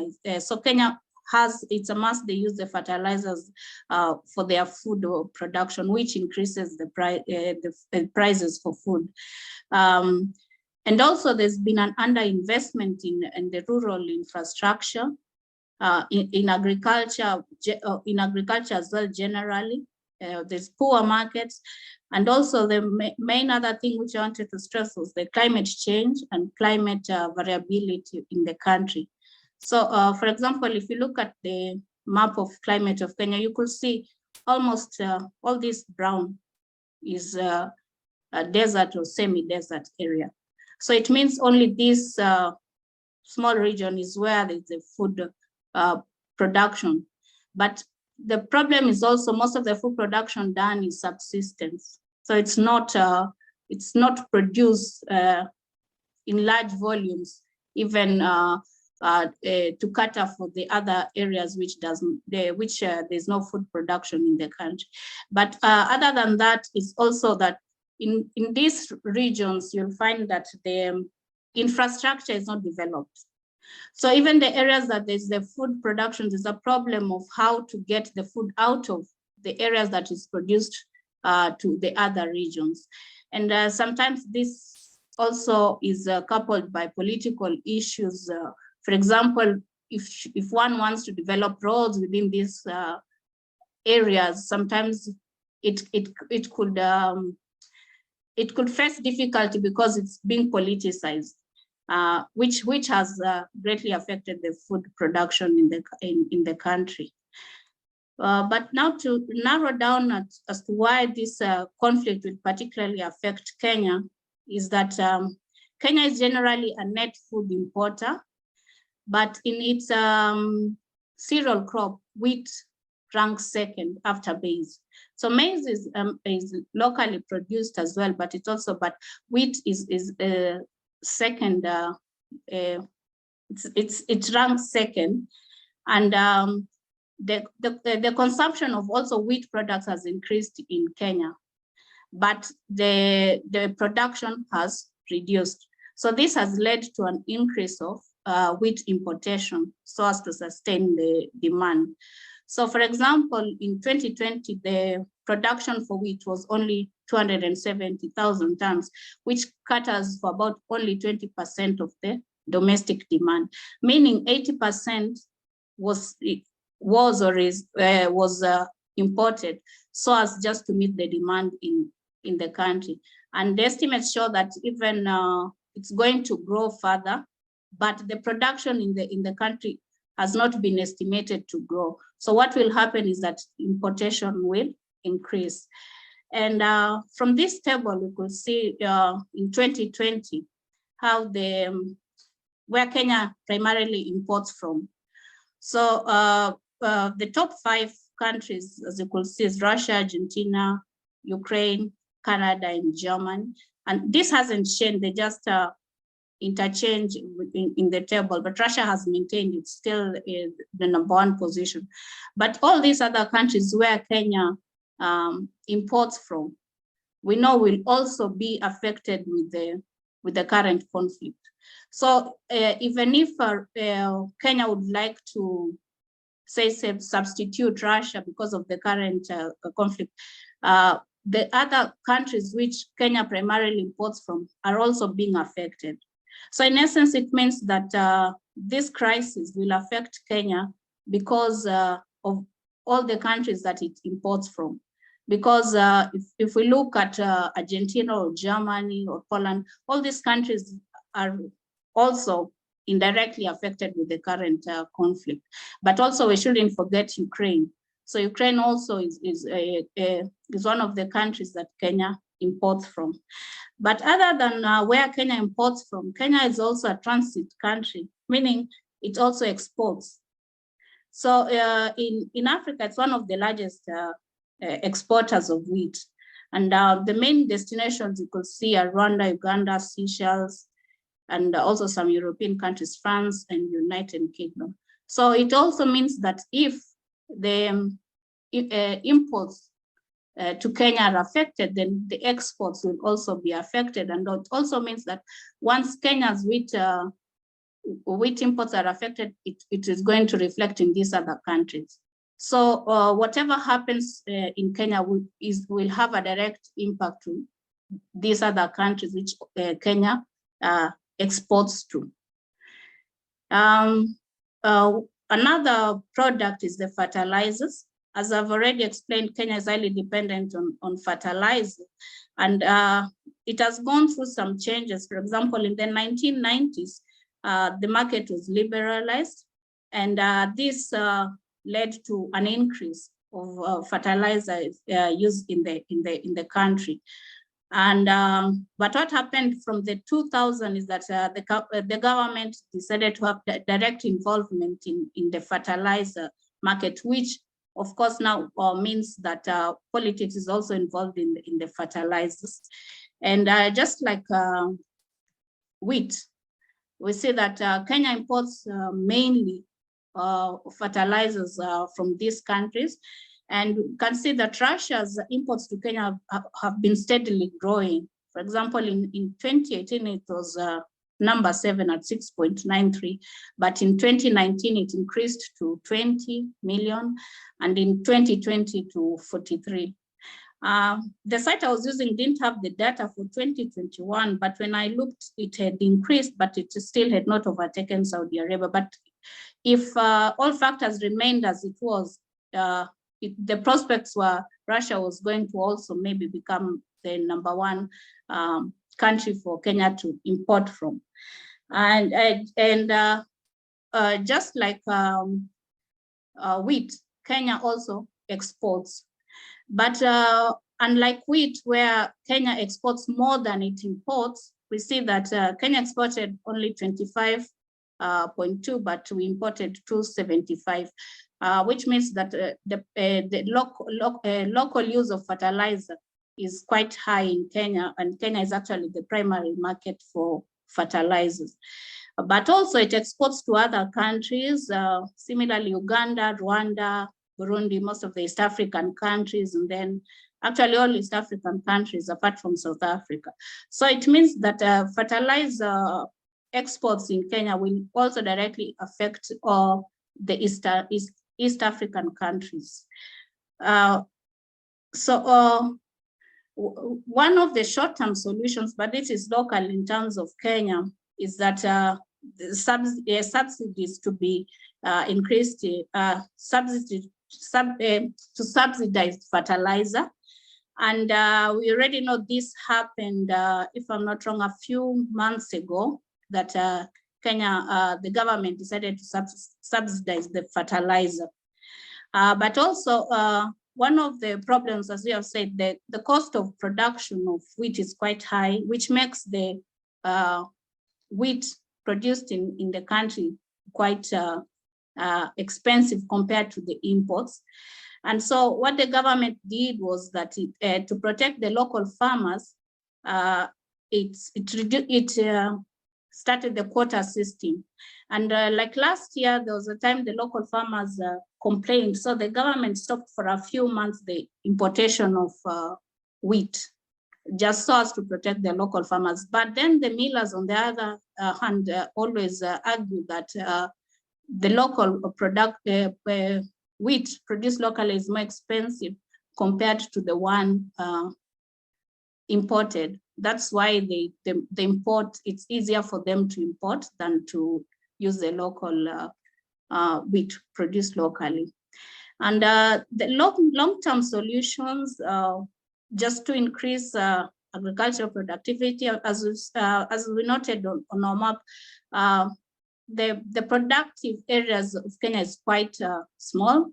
So there should be a shift from at least subsistence maybe to large-scale food production.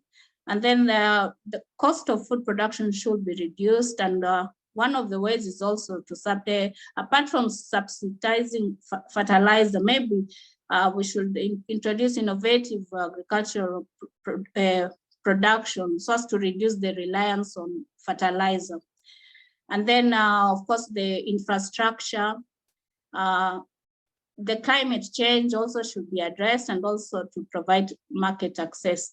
But in my own view, the main cause of food security in Kenya, and maybe within the region, is actually political issues. As I said, it's not new, the problem of food security in the region, but I think it's really politicized in the sense that no long-term solution is being sought after. And this affects, of course, it affects the general population. So despite the Russian-Ukraine crisis, which will directly affect the country and the region, but generally in the food production in most African countries is so much politicized that long-term solutions almost seem impossible, even though I think the solutions are known, but because of politics, then nothing is being done. So that's all for my presentation. Thank you. Thank you very much, Claire. It is an impressive presentation, very interesting. I'm glad to see both the supply demand side reasons of price rises, and you also showed us the production map, like the climatic map of Kenya, where most of the areas are relying on smaller areas where there is enough rain. And it is nice also to see the import-export of our main issues here, fertilizers and wheat. And Russia maintains #1 exporter to Kenya. That is interesting. Yeah, it is very nice. But I have let me just use my Borat as a facilitator here to just raise some issues here. Because you know Kenya is a good friend to the US and Westerners, and still importing fertilizer from Ukraine.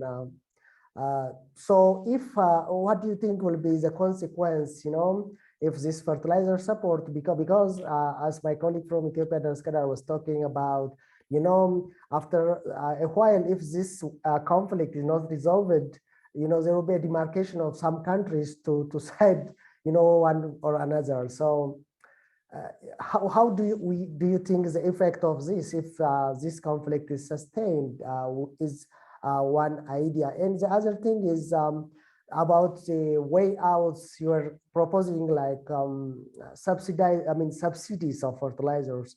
I hope you are familiar with the fertilizer subsidy in Malawi, where there was a bumper harvest in the in 2010 or 2019. But we know subsidy has got its own welfare effect. And where is that subsidy? Because we are changing pockets from here and there. From where is that subsidy coming? Or are you supporting of this kind of interventions where we can exchange resources from one sector to the other? The other interesting point here is Kenya is a transit, both for fertilizer and wheat. I suppose it is Kenya is importing from Ukraine and Russia and other countries, and then exporting back because of the comparative advantage in terms of transportation cost and because of the landlockness of other countries that are importing from Kenya. Or is it a real production of fertilizer and wheat that can be exported? And if so, why that much substantial amount of fertilizer and wheat is imported from Russia? Whatsoever the case, I think we have to design this in the context of how we can do justice in terms of Russia-Africa relationship and make use of the opportunities given the existing consequence of the conflict in most susceptible, food inefficient, food insecure African countries, because most of us are mainly dependent on agriculture, and these issues of food insecurity, natural or environmental problems, natural disasters are common in this part of the world. Thank you. That is my just reflection and wrap up on your presentation. So maybe others might have also some reflections or questions or ideas to forward for Maria, Claire. Anyone who want to forward appreciations, questions? May I have, Mr. Chairman? Yeah, please agree. Yeah, I have a question which might look kind of off topic, but nevertheless, I consider it to be important. And this is something that is quite often speculated in expert circles here and also in the West. And we didn't discuss potential political implications of food stock shortages in Africa for the countries of the continent. And there are many assumptions that probably if food deficits go higher, there might be some implications for political systems. And those who believe in this challenge refer to a significant increase of food prices on the eve of the so-called Arab Spring back in 2010, which might have contributed to the instability in Middle East and North African countries. Of course, there is an opposite view, and the opposite view assumes that this is a relatively minor factor compared to other political factors defining the trajectories of African countries' development. So I wonder if any one of the speakers could shed some light on whether food deficits might have or might not have significant political implications for a number of African countries. Thank you. Thank you. Maybe I will just say something as a continuation to what Bule commented on my paper. First, you said about if the conflict will have a direct impact to Kenya. Of course, we know the production for Ukraine will go down, which will also affect its exports to whatever countries it exports to. But as Roslyn was saying, the issue is to look for alternatives.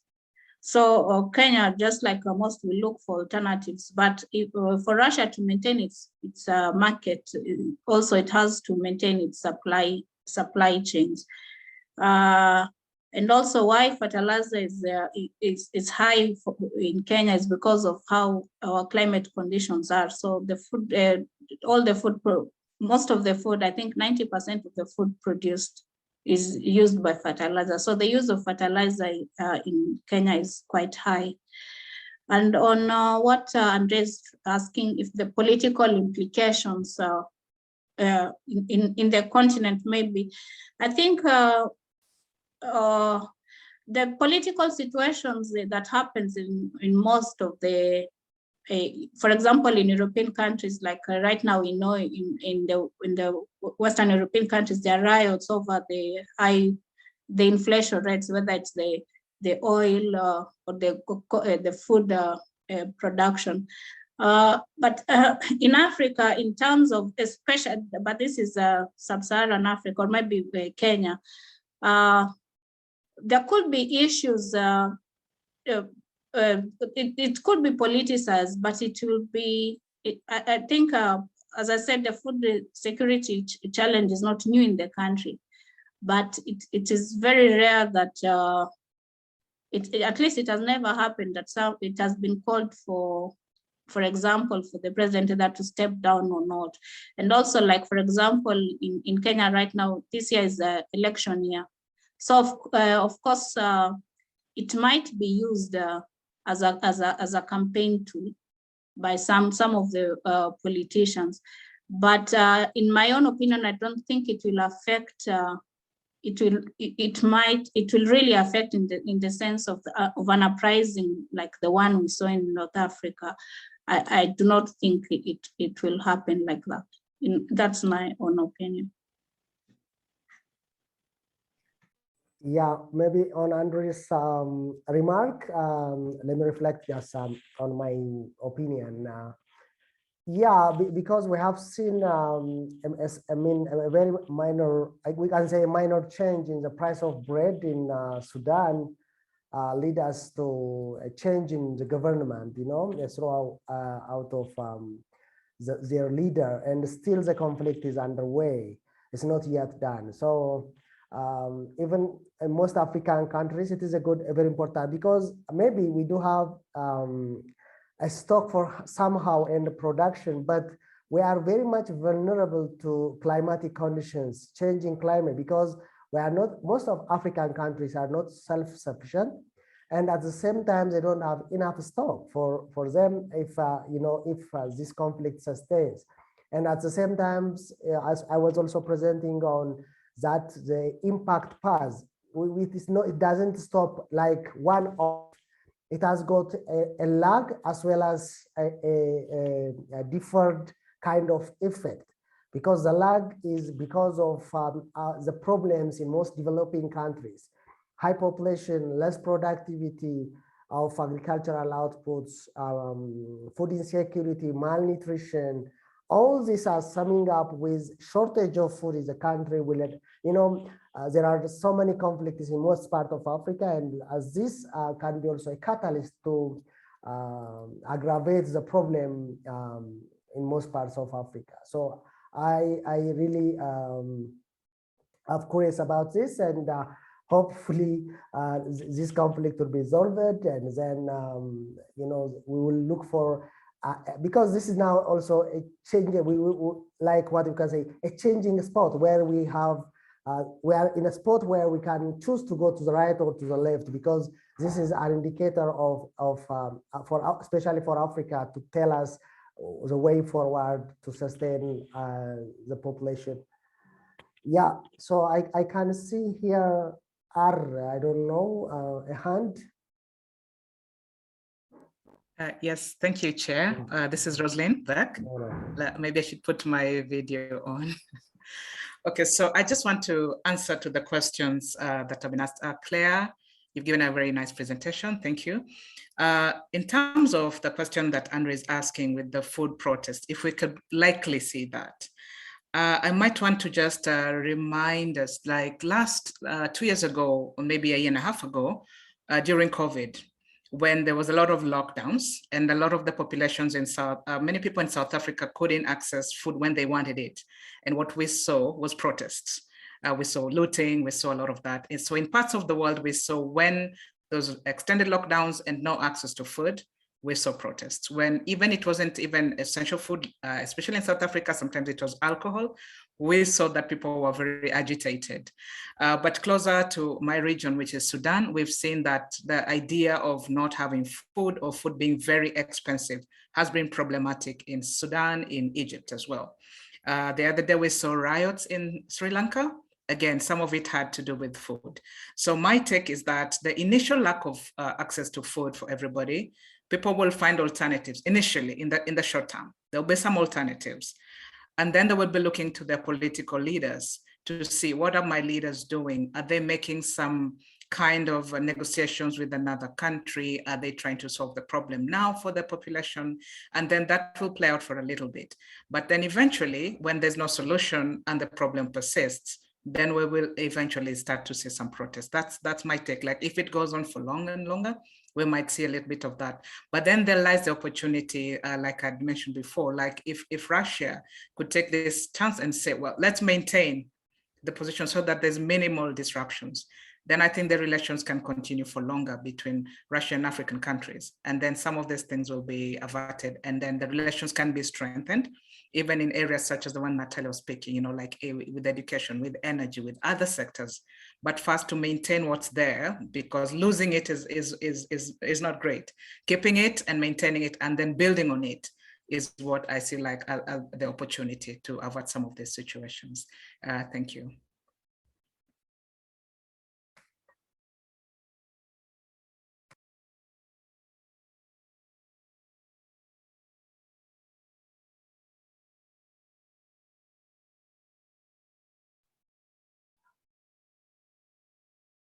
Mikhail, you are unmuted.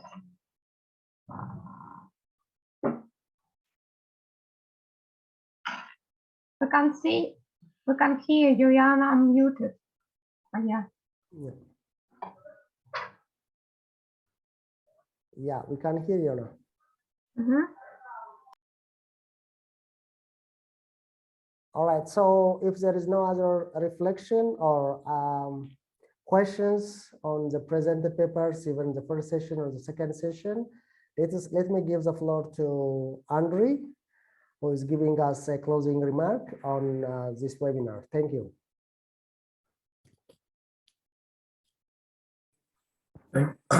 Thank you. Let me say that I am very grateful to all the participants of this discussion. I think that it was helpful. It enlightened, at least it enlightened me on the current status of the problem. We didn't touch some of the dimensions of the problem because we didn't have enough time, but definitely we should look into institutional responses to the food problem, not just in Africa, but in the world at large. We should also dig into the current sanctions policies, how they might affect the food trade in the world, especially if this sanctions war continues and involves other countries, not just Russia. There are many dimensions of the problem that we should keep in mind. But let me tell you that in my humble opinion, the crisis between Russia and Ukraine articulated the important juncture in the international system development. And within the next couple of months or within the next couple of years, the international community will have to decide on where it intends to proceed from this juncture. We might see attempts at restoration, attempts to restore the old system the way it existed at the turn of the century, and to get back to this unipolar momentum that existed 20 years ago. There might be an attempt to go for a reformation of the international system, and that would imply structural changes in many of multilateral institutions and redistribution of the global wealth from the rich south to the poor, from the rich north to the poor south.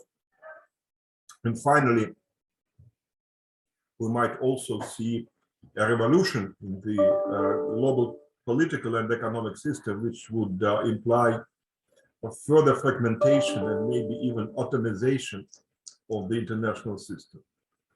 My personal take is that we all should be interested in staged, gradual and orderly reforms that would help us to address some of the challenges that we now see in front of us, and some of them that have been mentioned today.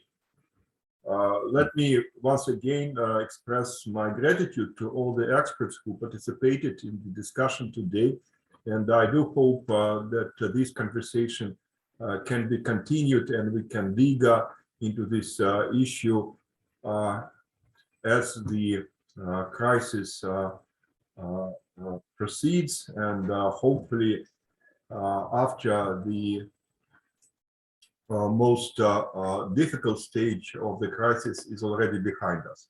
Thank you.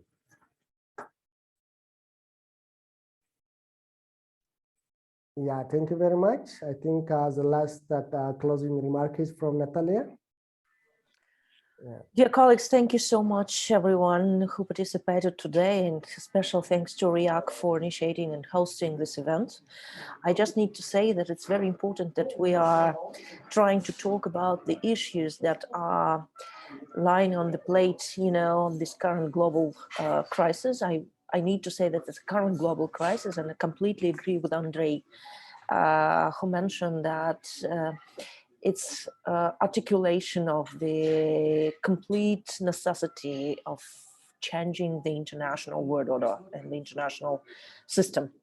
So that means that we will be living definitely in a somehow new configuration of the world development. And within our current topic regarding Russia-Africa relations, I think we need just to find the right place for our mutual development. So as soon as we understand what are the priorities, what are the challenges, and what are the opportunities here, we will definitely go and can move smoothly to the realization of the topics that we have been discussing today and that we mentioned today as a future perspective. So thank you so much, and thank you for inviting and for participation in this honorable event. Thank you very much, colleagues.